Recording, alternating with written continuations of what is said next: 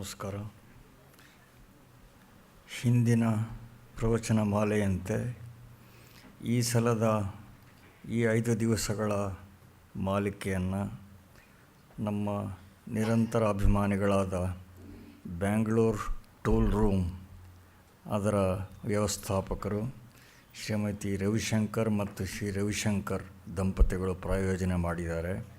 ಹಲವು ವರ್ಷಗಳಿಂದ ಇಲ್ಲಿ ಜನವರಿಯಲ್ಲಿ ನಡೆಯುವ ಅಷ್ಟಾವಧಾನ ಕಾರ್ಯಕ್ರಮವನ್ನು ಅವರೇ ಪ್ರಾಯೋಜನ ಮಾಡ್ತಾ ಬಂದಿದ್ದಾರೆ. ಆ ದಂಪತಿಗಳಿಗೆ ಅವರ ಪರಿವಾರಕ್ಕೆಲ್ಲ ಸಕಲ ಶ್ರೇಯಸ್ಸು ಉಂಟಾಗಲಿ ಅಂತ ಹಾರೈಸ್ತೇನೆ. ಪ್ರೊಫೆಸರ್ ಎಂ ಹಿರಿಯಣ್ಣನವರದ್ದು ಒಂದು ಹೇಳಿಕೆ ಇದೆ. ಭಾರತದ ತಾತ್ವಿಕ ವಿಕಾಸಕ್ಕೆಲ್ಲ ಉಪನಿಷತ್ತುಗಳೇ ಆಧಾರ ಅಸ್ಥಿಭಾರ ಅನ್ನೋದೇನೋ ಸರಿಯೇ, ಅವುಗಳ ಆ ಮಹತ್ವವನ್ನು ಒಪ್ಪಬೇಕು. ಆದರೆ ಅದನ್ನು ಪಕ್ಕಕ್ಕಿಟ್ಟರೂ ಸಾಹಿತ್ಯ ರಚನೆಗಳು ಅಂತಷ್ಟೇ ನೋಡಿದರೂ ಉಪನಿಷತ್ತುಗಳು ಮಹನೀಯವೇ ಆಗಿವೆ ಅಂತ ಪ್ರೊಫೆಸರ್ ಎಂ ಹಿರಿಯಣ್ಣನವರ ಮಾತು. They possess excellences both of form and content which have proved fascinating even to foreigners. ಇದು ಹಿರಿಯಣ್ಣ ಅವರ ಮಾತು. ಶೋಪನ್ಹಾರ್ ಮೊದಲಾದ ಚಿಂತಕರ ಉದ್ಗಾರಗಳಂತೂ ಉಪನಿಷತ್ತಿನ ಬಗ್ಗೆ ಪ್ರಸಿದ್ಧವೇ ಆಗಿವೆ. ಹಿಂದಿನ ಮಾಲಿಕೆಯಲ್ಲಿ ಪೀಠಿಕೆಯ ತರುವಾಯ ಈಶಾವಾಸ್ಯ ಮತ್ತು ಕೇನ ಅಥವಾ ತಲವಕಾರೋಪನಿಷತ್ತುಗಳ ಪರಿಚಯ ಮುಗಿದು ಯಜುರ್ವೇದಕ್ಕೆ ಸೇರಿದ ಕಾಠಕೋಪನಿಷತ್ತು ಅಥವಾ ಕಠೋಪನಿಷತ್ತಿನ ಅದರ ಅವಲೋಕನದಲ್ಲಿ ಅರ್ಧ ದೂರ ಸಾಗಿ ಬಂದಿದ್ದವು. ಈಗ ಕಠೋಪನಿಷತ್ತಿನ ಸಮೀಕ್ಷೆ ಮುಂದುವರಿಯುತ್ತೆ. ಹಲವು ಕಾರಣಗಳಿಂದ ಕಠೋಪನಿಷತ್ತು ಜನರ ವಿಶೇಷ ಪ್ರೀತಿಗೆ ಪಾತ್ರವಾಗಿದೆ. ಅದರ ಕಥೆಯ ಭಾಗ, ತತ್ವದ ಭಾಗ ಎಲ್ಲವೂ ಎಲ್ಲರನ್ನೂ ಆಕರ್ಷಿಸಿವೆ. ಕಥೆ ನಮ್ಮನ್ನು ಸೆಳೆದುಕೊಳ್ಳೋದಕ್ಕೆ ಒಂದು ನೆಪ ಅಷ್ಟೇ. ಗೀತೆಗೆ ಯುದ್ಧ ನಿಮಿತ್ತವಾದ ಹಾಗೆ ಅರ್ಜುನನನ್ನು ವಿಷಾದ ಆವರಿಸಿದಂತೆ ನಚಿಕೇತನನ್ನು ಪರಮಾರ್ಥ ಕುತೂಹಲ ಆವರಿಸಿತು.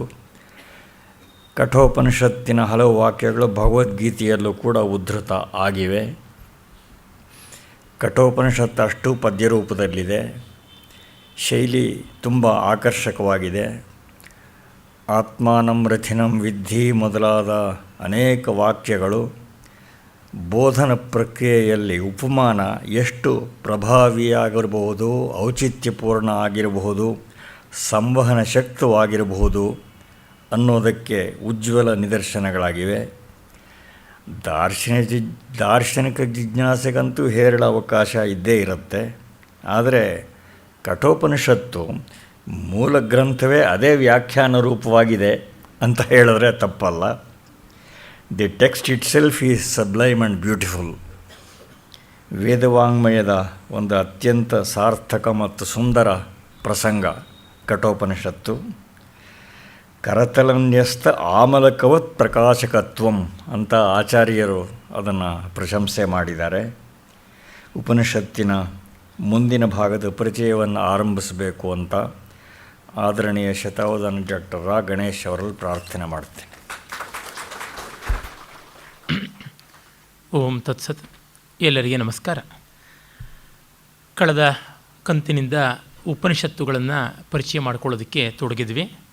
ಕಠೋಪನಿಷತ್ತಿನ 3ನೆಯ ಪ್ರಶ್ನೆಗೆ ಬಂದಿದ್ದೇವೆ. 3ನೆಯ ವರ, ತಂದೆಗೆ ಪ್ರಸನ್ನತೆ ಬೇಕು, ಅವನು ಸ್ವಸ್ಥನಾಗಿ ವೀತಮನ್ಯುವಾಗಿ ಶಾಂತನಾಗಿ ಇರಬೇಕು ಅಂತ ಕೇಳಿಕೊಂಡಿದ್ದಾಯಿತು. ಮತ್ತು ಅಗ್ನಿವಿದ್ಯೆ ಅಂದರೆ ಯಾವುದು ತ್ರಿವರ್ಗ ಅಂಥದ್ದು ಬೇಕು ಅಂತ ಭಾವಿಸಿದನು. ಯಾವುದನ್ನು ಲೋಕಕ್ಕೆ ಸಾಮಾನ್ಯ ಜೀವನಕ್ಕೆ ಬೇಕಾದ ಅಪರವಿದ್ಯೆ ಅಂತ ಉಪನಿಷತ್ತು ಹೇಳುತ್ತದೆಯೋ ಅದನ್ನು ಅನುಗ್ರಹ ಮಾಡಿದ ಯಮ ನಚಿಕೇತನಿಗೆ. ಮುಂದಿನದು ಬ್ರಹ್ಮವಿದ್ಯೆ ಅಂತ ಹೇಳುವಂತಹ ಪರವಿದ್ಯೆ.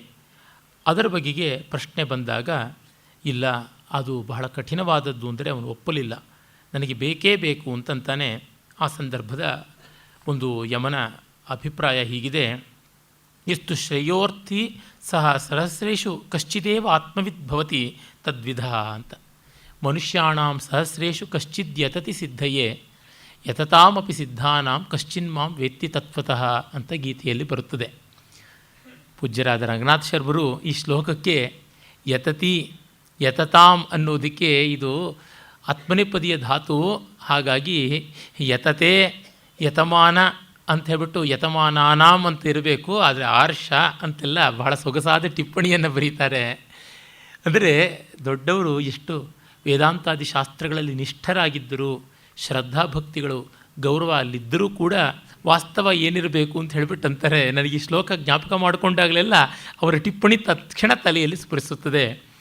ಮನುಷ್ಯ ಪ್ರಪಂಚದಲ್ಲಿ ಎಷ್ಟೋ ಜನ ಸಹಸ್ರ ಜನಗಳಲ್ಲಿ ಒಬ್ಬ ಪ್ರಯತ್ನಿಸ್ತಾನೆ. ಅಂಥ ಪ್ರಯತ್ನ ಮಾಡುವ ಸಹಸ್ರಗಳ ಪೈಕಿ ಒಬ್ಬನಿಗೆ ಸಿದ್ಧಿ ಆಗುತ್ತದೆ ಅಂತ.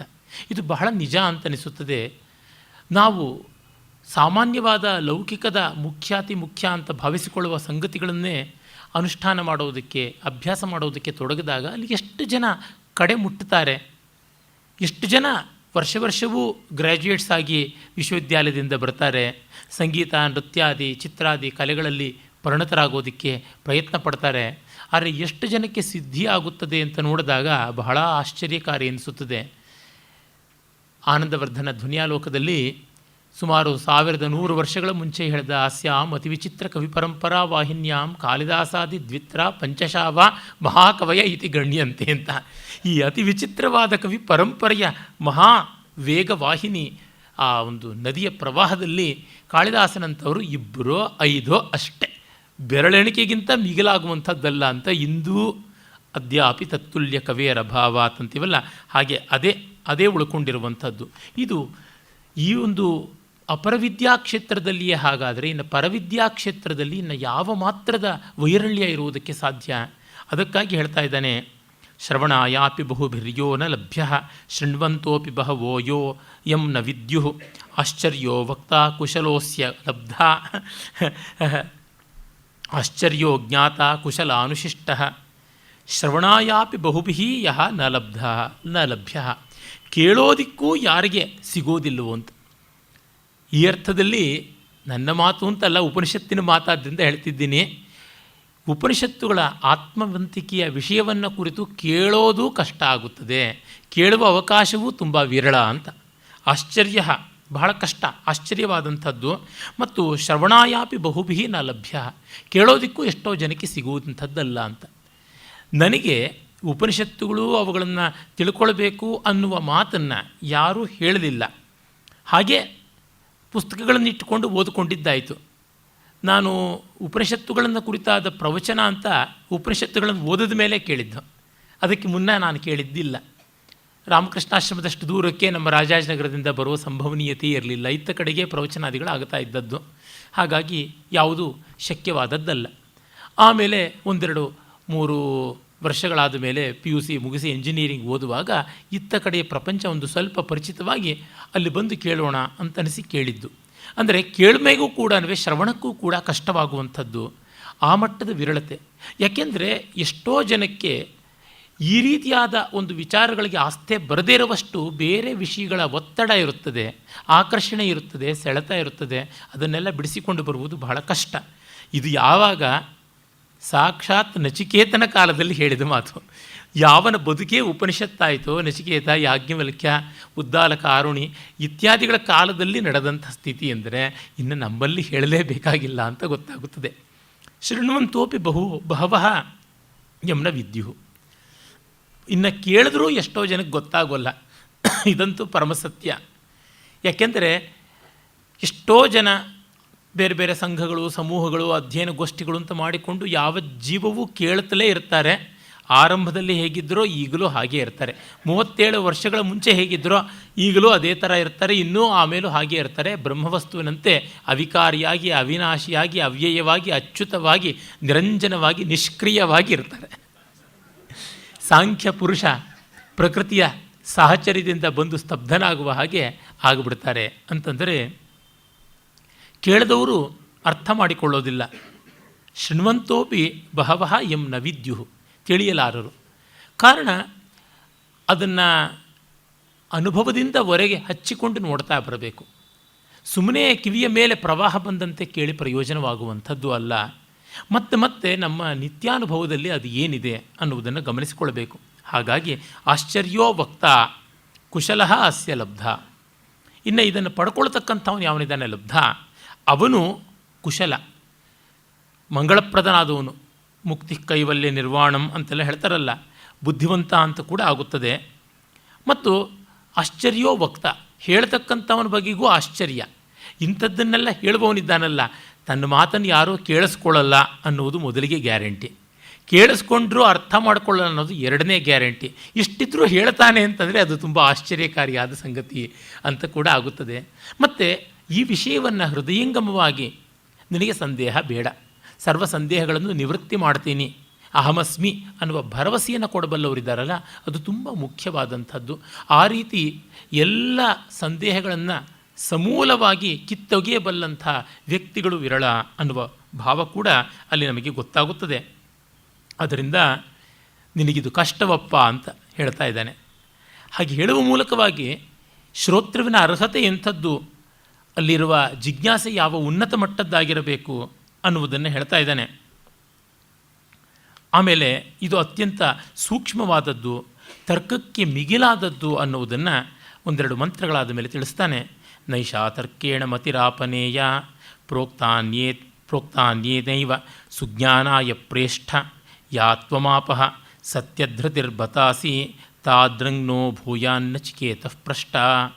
ನೈಷಾ ತರ್ಕೇಣ ಮತಿರಾಪನೇಯ, ಇಲ್ಲಿ ತರ್ಕದಿಂದ ಆಗುವಂಥದ್ದೇನೂ ಇಲ್ಲ ಅನ್ನುವುದನ್ನು ಹೇಳ್ತಾ ಇದ್ದಾನೆ.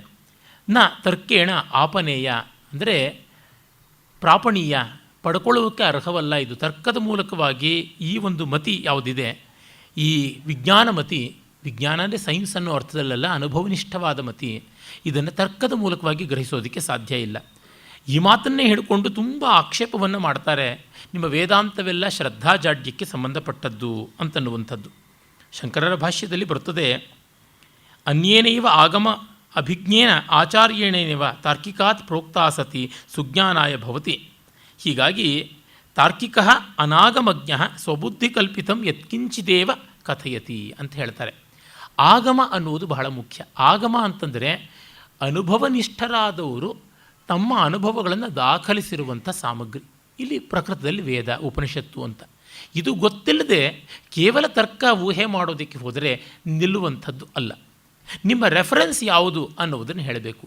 ನಿಮ್ಮ ಅನುಭವವೇ ನಿಮಗೆ ರೆಫರೆನ್ಸ್ ಆಗಬೇಕು. ಹಾಗಲ್ಲದೆ ಅನುಭವಕ್ಕೆ ಒಪ್ಪಿಗೆ ಆಗದ ತರ್ಕವನ್ನು ಎಂದೂ ಮಾಡಬಾರದು. ಇದನ್ನು ನಾವು ಅಶ್ರೌತ ತರ್ಕ ಅಂತ ಕರಿತೀವಿ. ಶಂಕರರ ಸಾಧನ ಪಂಚಕದಲ್ಲಿ ಒಂದು ವಾಕ್ಯ ಬರುತ್ತದೆ, ದುಸ್ತರ್ಕಾತ್ ಸುವಿರಮ್ಯತಾಂ ಶ್ರುತಿಮತಸ್ತರ್ಕೋನು ಸಂಧೀಯತಾಂ ಅಂತ.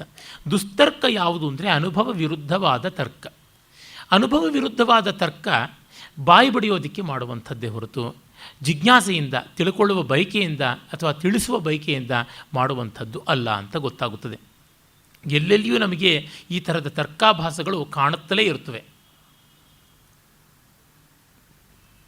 ನಿಮ್ಮ ಆಧಾರಗಳು ಏನಪ್ಪ, ಪ್ರಮಾಣಗಳು ಏನಪ್ಪ ಅಂದರೆ ಅದಕ್ಕೇನು ಉತ್ತರ ಕೊಡಲ್ಲ. ಇದು ಹೀಗೆ ಮಾಡಿದ್ರೆ ಹಾಗಾಗುತ್ತದೆ, ಹಾಗೆ ಮಾಡಿದ್ರೆ ಹೀಗಾಗುತ್ತದೆ ಅಂತ ಪುಂಖಾನುಪುಂಖವಾಗಿ ಕೋಟಿಗಳನ್ನು ಏರಿಸ್ತಾ ಇರ್ತಾರೆ. ಆದರೆ ಅದು ಸಾಧ್ಯವೇ, ಸಂಭಾವ್ಯವೇ ಅಂತನ್ನೋದನ್ನು ಯೋಚನೆ ಮಾಡೋದಿಲ್ಲ. ಶ್ರದ್ಧೆ ಅಂದರೆ ಏನು? Acceptance of the most probable thing ಅಂತಂತೀವಿ. ಬಹುತ್ವದಿಂದ ಅಂದರೆ ಬಹುವಂಶದಿಂದ ಅನೇಕ ದೃಷ್ಟಿಯಿಂದ ಯಾವುದು ತುಂಬ ಸಂಭಾವ್ಯವೋ ಸಂಭವನೀಯವೋ ಅಂಥದ್ದನ್ನು ಒಪ್ಪಿಕೊಳ್ಳುವುದು. ನಾಳೆ ಸೂರ್ಯೋದಯ ಆಗುತ್ತದೆ, ಇದಕ್ಕೆ ಯಾರಾದರೂ ಗ್ಯಾರಂಟಿ ಕೊಡೋದಕ್ಕೆ ಸಾಧ್ಯವಾ? ಖಂಡಿತ ಕೊಡೋಕ್ಕಾಗೋಲ್ಲ. ಆದರೆ in all probability tomorrow there will be Sunrise, ಇದನ್ನು ಒಪ್ಪುವುದು ಶ್ರದ್ಧೆ.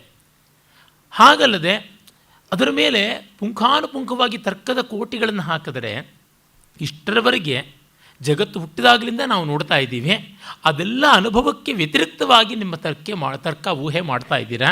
ಅದು ರಿಮೋಟ್ ಪಾಸಿಬಿಲಿಟಿ. ಎಷ್ಟು ಪರ್ಸೆಂಟೇಜ್ ಇದೆ ಆ ಪ್ರಾಬಬಿಲಿಟಿ? ತೀರಾ ಅಲ್ಪವಾದಂಥ ಪರ್ಸೆಂಟೇಜು. ಅಂಥದ್ದನ್ನು ನೆಚ್ಚುವುದಕ್ಕಾಗುವುದಿಲ್ಲ. ಅದು ಮಾತ್ರವಲ್ಲ, ಅನುಭವಕ್ಕೆ ಸಂಪೂರ್ಣ ವ್ಯತಿರಿಕ್ತವಾಗಿರುವಂಥ ತರ್ಕಗಳನ್ನು ಎಷ್ಟೋ ಬಾರಿ ಹೂಡುವಂಥದ್ದು ಆಗುತ್ತದೆ. ನಿಮಗೆಲ್ಲರಿಗೂ ಗೊತ್ತಿರುವ ಪ್ರಸಿದ್ಧ ಕಥೆಯೇ ಹೌದು. ಒಬ್ಬ ತಾರ್ಕಿಕ ಗಾಣಿಗನ ಮನೆಗೆ ಹೋಗಿ ಈ ಗಾಣವನ್ನು ನೀನು ಸುತ್ತಿಸುವ ಎತ್ತಿನ ಪಕ್ಕದಲ್ಲಿ ಇಲ್ಲದೇ ಇದ್ದಾಗಲೂ ಎತ್ತು ಹೇಗೆ ಸುತ್ತುತ್ತಾ ಇರುತ್ತದೆ ಅಂದರೆ ಅಭ್ಯಾಸ ಆಗಿದೆ, ಅದಕ್ಕೆ ಆ ತರಬೇತಿ ಕೊಟ್ಟಿದ್ದೀನಿ ಅಂತ. ಒಂದು ಪಕ್ಷ ಅದು ನಿಂತು ಬಿಟ್ಟರೆ ಕೊರಳಿಗೆ ಕಟ್ಟಿದ ಗಂಟೆಯ ಶಬ್ದ ಬರುತ್ತದೆ, ನಿಂತರೆ ಬರೋದಿಲ್ಲ, ಹಾಗಾಗಿ ಗೊತ್ತಾಗುತ್ತದೆ ಅಂತ. ಅದು ನಿಂತಲ್ಲಿಯೇ ಕೊರಳನ್ನು ಆಡಿಸ್ತಾ ಇದ್ದರೆ ಅದು ನಿಮ್ಮಂತೆ ತರ್ಕಪಂಡಿತ ಅಲ್ಲ ಅಂತ ಉತ್ತರ ಕೊಟ್ಟಂತೆ. ಈ ರೀತಿ ಕುತರ್ಕ ಅನ್ನೋದು ಹಾಗೆ ಬೆಳೆಯುತ್ತದೆ. ಅದು ಹಾಗಾದರೆ ಹೇಗೆ, ಇದು ಹೀಗಾದರೆ ಹೇಗೆ ಅಂತ. ಅದು ಅಲ್ಲ. ಮತ್ತು ಆ ಥರ ತರ್ಕ ಮಾಡುವವರು ತಾವಾಗಿ ಯಾವುದನ್ನೂ ಸಾಬೀತು ಮಾಡಿ ತೋರಿಸಿರೋದಿಲ್ಲ, ಯಾವ ವಿದ್ಯೆಯಲ್ಲಿಯೂ ಯಾವ ಸಾಧನೆಯನ್ನು ಮಾಡಿರುವುದಿಲ್ಲ. ಮತ್ತೆ ಮತ್ತೆ ಆಕ್ಷೇಪಗಳನ್ನು, ಅದರ ಮೇಲೆ ಪ್ರತಿಕೋಟಿಗಳನ್ನು, ಸಂದೇಹಗಳನ್ನು ಮಾತ್ರ ಒಡ್ಡುತ್ತಾ ಇರ್ತಾರೆ. ಹಾಗಾಗಿ ಅದು ಯುಕ್ತವಲ್ಲ ಅಂತ ಹೇಳ್ತಾ ಇದೆ. ಆಮೇಲೆ ಯಾಂ ತ್ವಮಾಪಃ ಸತ್ಯಧೃತಿರ್ಬತಾಸಿ ತಾದೃಂಗ್ನೋ ಭೂಯಾನ್ ನಚಿಕೇತ ಪೃಷ್ಟ. ನಿನ್ನಂತೆ ಇರಬೇಕು. ಎಂಥವನಾಗಿರಬೇಕು? ಸತ್ಯಧೃತಿ, ಸತ್ಯದ ಧೈರ್ಯ ನಿನ್ನಲ್ಲಿ ಇರಬೇಕು ಅಂತ. ಬಹಳ ಸುಂದರವಾದಂಥ ಮಾತು. ಅಂದರೆ ವೇದಾಂತ ವಿದ್ಯೆಗೆ ಮುಖ್ಯವಾಗಿ ಬೇಕಾಗಿರುವುದು ಅಂದರೆ ಸತ್ಯವನ್ನು ಧೈರ್ಯವಾಗಿ ಸ್ವೀಕರಿಸುವ ಗುಣ. ನನ್ನ ತಂದೆಯವರು ಸುಮಾರು ವರ್ಷಗಳ ಹಿಂದೆ ನನ್ನ ಅಣ್ಣನ ಜೊತೆಗೆ ನನ್ನ ಜೊತೆಗೆಲ್ಲ ಮಾತನಾಡ್ತಾ ಯಾರೇ ಆಗಲಿ ಸತ್ಯವನ್ನು ಹೇಳಬೇಕು, ಸತ್ಯವನ್ನು ಹೇಳಬೇಕು ಅಂತ ಆಗ್ರಹದಿಂದ ಉದ್ಘೋಷ ಮಾಡ್ತಾಯಿದ್ರು. ಆಗ ನಮ್ಮ ಅಣ್ಣ ಹೇಳ್ದ, ಸರಿಯೇ ಸತ್ಯ ಹೇಳಬಹುದು, ಅರೆ ಸ್ವೀಕರಿಸುವ ಜೀರ್ಣಿಸಿಕೊಳ್ಳೋ ಶಕ್ತಿ ನಿಮಗಿರುತ್ತದೆಯಾ? ಅದು ನೋಡಬೇಕಲ್ವ. ಅದು ಸತ್ಯಧೃತಿ ಅಂತ.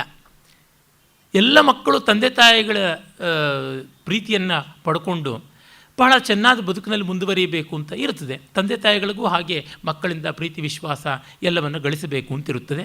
ಹಾಗಾಗಿ ಅವರು ನಮ್ಮ ಬಳಿ ಅಲ್ಲದೆ ಇನ್ಯಾರ ಬಳಿ ಹೇಳ್ಕೊಳ್ಳೋದಕ್ಕೆ ಸಾಧ್ಯ ಅಂತಾರೆ. ಅರೆ ಹೇಳ್ಕೊಂಡ್ರೆ ಸುಮ್ಮನೆ ಬಿಡ್ತಾರ? ನನಗೆ ಕಾಲೇಜಿಗೆ ಸ್ಕೂಲಿಗೆ ಹೋಗೋದಕ್ಕೆ ಇಷ್ಟ ಇಲ್ಲ, ಟಿ ವಿನೇ 3 ಹೊತ್ತು ನೋಡ್ತಾ ಇರಬೇಕು ಅಂತ ಇಷ್ಟ, ನೀವು ನನಗೆ ಅಡ್ಡಿ ಮಾಡಬೇಡಿ ಅನ್ನುವ ಸತ್ಯವನ್ನು ಹೇಳಿದ್ರೆ ಜೀರ್ಣಿಸಿಕೊಳ್ಳಬಲ್ಲರ? ಕಷ್ಟವಾಗುತ್ತದೆ. ಹಾಗೆ ಸತ್ಯವನ್ನು ನಿರ್ದಯವಾಗಿ ಕಠೋರವಾಗಿರುವ ಸತ್ಯವನ್ನು ಸ್ವೀಕರಿಸುವಂತಹ ಶಕ್ತಿ ಬೇಕಲ್ಲ, ಅದು ತುಂಬ ತುಂಬ ಕಷ್ಟಕಾರಿಯಾದದ್ದು. ಎಲ್ಲಿವರೆಗೆ ಅಂದರೆ ನಮ್ಮ ನಿಂತ ನಿಲುವಿನ ಅಸ್ತಿತ್ವವನ್ನೇ ಕಿತ್ತಾಕಿಬಿಡ್ತದೆ ವೇದಾಂತ. ಯಾವುದನ್ನು ನಾವು ದೊಡ್ಡ ಅಸ್ತಿತ್ವ ಅಂತ ಭಾವಿಸಿಕೊಂಡಿದ್ದೀವೋ ಆ ಉಪಾಧಿಯನ್ನು ಕಿತ್ತಾಕಿಬಿಡ್ತದೆ. ಹಾಗಾಗಿ ನಚಿಕೇತನಂಥ ಸತ್ಯಧೃತಿ, ಸತ್ಯದ ಧೈರ್ಯ ಇರುವಂಥವರು ಬೇಕು. ಹಾಗಿರುವವರಿಗೆ ಮಾತ್ರ ಸಾಧ್ಯವಾಗುತ್ತದೆ, ಬೇರೆ ಯಾರಿಗೂ ಅಲ್ಲ ಅಂತ. ಹಾಗಾಗಿ ಪ್ರಶ್ನ ಕೇಳುವವನು ನಿನ್ನಂತೆ ಭೂಯಾತ್ ಉಂಟಾಗಲಿ ಅಂತ. ಈ ಮೂಲಕವಾಗಿ ಏನನ್ನು ಹೇಳ್ತಾ ಇದ್ದಾನೆ ಉಪನಿಷತ್ಕಾರ ಅಂತಂದರೆ, ನಚಿಕೇತನಂಥ ಶಿಷ್ಯ, ಯಮನಂಥ ಆಚಾರ್ಯ ಇವರಿದ್ದಾಗ ವೇದಾಂತ ನಡೆಯುತ್ತದೆಯೇ ಹೊರತು ಬೇರೆ ಸಂದರ್ಭಗಳಲ್ಲಿ ಅಲ್ಲ ಅಂತನ್ನುವಂಥದ್ದು. ಆಮೇಲೆ ಮುಂದಿನ ಒಂದು ಮಂತ್ರ ಬರುತ್ತದೆ. ಅಲ್ಲಿ ಹೇಳ್ತಾರೆ, ಕಾಮಸ್ಯಾಪ್ತಿಂ ಜಗತಃ ಪ್ರತಿಷ್ಠಾಂ ಕ್ರತೋರಾನಂತ್ಯಂ ಅಭಯಸ್ಯ ಪಾರಂ ಸ್ತೋಮಂ ಮಹದಾಹು ಉರುಗಾಯಂ ಪ್ರತಿಷ್ಠಾಂ ದೃಷ್ಟ್ಯಾ ಧೃತ್ಯಾಧೀರೋ ನಚಿಕೇತೋತ್ಯಸ್ರಾಕ್ಷೀ. ಬಹಳ ಸುಂದರವಾದಂಥ ಮಾತು. ಕಾಮಸ್ಯ ಆಪ್ತಿಂ, ಬಯಕೆಗಳ ಪಡೆಯುವಿಕೆಯನ್ನು, ಜಗತಃ ಪ್ರತಿಷ್ಠಾಂ, ಜಗತ್ತಿನಲ್ಲಿ ದೊಡ್ಡ ಸ್ಥಾನಮಾನಗಳನ್ನು, ಮತ್ತು ಅಭಯಸ್ಯ ಪಾರಂ, ಅಭಯದ ರಕ್ಷಣೆಯ ಆ ತುದಿಯನ್ನು ಕಂಡು ಬದುಕಿರುವಂಥದ್ದು. ಸ್ತೋಮಂ ಮಹದಾಹು, ಸ್ತೋಮವಾಗಿರುವ ಸಮೃದ್ಧವಾಗಿರುವ ದೊಡ್ಡದಾಗಿರತಕ್ಕಂಥ ಪ್ರತಿಷ್ಠಾಂ, ನೆಲೆಯನ್ನು, ಇವೆಲ್ಲವನ್ನೂ ಕೂಡ ಧೃತ್ಯಾಧೀರ, ತುಂಬ ಆತ್ಮವಂತಿಕೆಯಿಂದ ಬುದ್ಧಿವಂತನಾದ ನಚಿಕೇತಃ ಅತ್ಯಸ್ರಾಕ್ಷೀ, ಬಿಸಾಕಿದೆಯಾ, ಬಿಟ್ಟಾಕಿದೆಯಾ ಅದನ್ನು, ಇದು ತುಂಬ ಮುಖ್ಯವಾಗಿ ಬೇಕು ಅಂತ. ವೇದಾಂತದ ಶ್ರವಣಾರ್ಹತೆ ಯಾರಿಗೆ ಅಂತಂದರೆ, ಇನ್ನು ಬೇರೆ ಯಾವುದನ್ನೋ ಕಟ್ಟಿಕೊಂಡು ಬಾಳ್ತೀವಿ ಎನ್ನುವರಿಗೆ ಅಲ್ಲ ಅನ್ನುವುದನ್ನು ಸ್ಪಷ್ಟವಾಗಿ ಹೇಳ್ತಾರೆ. ಅಂದರೆ ಇರುವುದನ್ನೆಲ್ಲ ಬಿಟ್ಟು ಕೂತ್ಕೊಳ್ಳಬೇಕಾ? ಮನಸ್ಸಿನಿಂದ ಬಿಡುವ ಪ್ರಯತ್ನ ಮಾಡಬೇಕು. ಮನಸ್ಸಿನಿಂದ ಮೊದಲು ಅವುಗಳು ನನ್ನದಲ್ಲ ಅನ್ನುವ ಭಾವ ತಂದುಕೊಳ್ಬೇಕು. ಇಲ್ಲಿ ಮತ್ತೆ ಹೇಳ್ತಾ ಇದ್ದೇನೆ, ಕಾಮಸ್ಯ ಆಪ್ತಿಂ ಅಂದಾಗ ನಮಗೆ ಏನೇನು ಬಯಕೆ ಉಂಟು ಆ ಬಯಕೆಗಳನ್ನೆಲ್ಲ ಪಡ್ಕೊಳ್ತೀವಿ ಅನ್ನುವಂಥ ದೃಷ್ಟಿಯನ್ನು, ಮತ್ತು ಜಗತ್ತಿನ ಆಶ್ರಯವನ್ನು, ಜಗತ್ತಿನ ಪ್ರತಿಷ್ಠಾಂ, ಮತ್ತು ಕ್ರತೋಹ ಯಜ್ಞ ಯಾಗ ಇತ್ಯಾದಿಗಳ ಉಪಾಸನೆಗಳ ಅನಂತವಾದ ಫಲ, ಅದರ ಮೂಲಕ ಬರುವಂಥ ಸ್ವರ್ಗಾದಿಗಳು, ಇವೆಲ್ಲವನ್ನೂ ಪಕ್ಕಕ್ಕೆ ಇಟ್ಟಾಗ ಮಾತ್ರ ಸಾಧ್ಯವಾಗುತ್ತದೆ. ಹಾಗೆ ಇಡದೇ ಇದ್ದರೆ ಇಲ್ಲ. ಈ ರೀತಿಯಾದದ್ದು ಯಾರಿಗೆ ಮಾಡೋಕ್ಕಾಗುತ್ತದೆ? ಅದರಿಂದಲೇ ಮಾಡುವಂಥವನು ಆಶ್ಚರ್ಯಕಾರನಾದಂಥವನು, ಮಾಡಿಸುವವನು ಮತ್ತು ಆಶ್ಚರ್ಯಕಾರನಾದವನು. ಗೀತಾ ಹೇಳ್ತದಲ್ಲ, ತನ್ನ 2ನೇ ಅಧ್ಯಾಯದಲ್ಲಿ ಬರ್ತದೆ, ಆಶ್ಚರ್ಯವತ್ ಪಶ್ಯತಿ ಕಶ್ಚಿದೇನಂ ಆಶ್ಚರ್ಯವದ್ ವದತಿ ತಥೈವ ಚಾನ್ಯ ಆಶ್ಚರ್ಯವಚ್ಚೈನಂ ಅನ್ಯ ಶೃಣೋತಿ ಶ್ರುತ್ವಾಪ್ಯೇನಂ ವೇದ ಚೈವ ಕಶ್ಚಿತ್ ವೇದ ನ ಚೈವ ಕಶ್ಚಿತ್.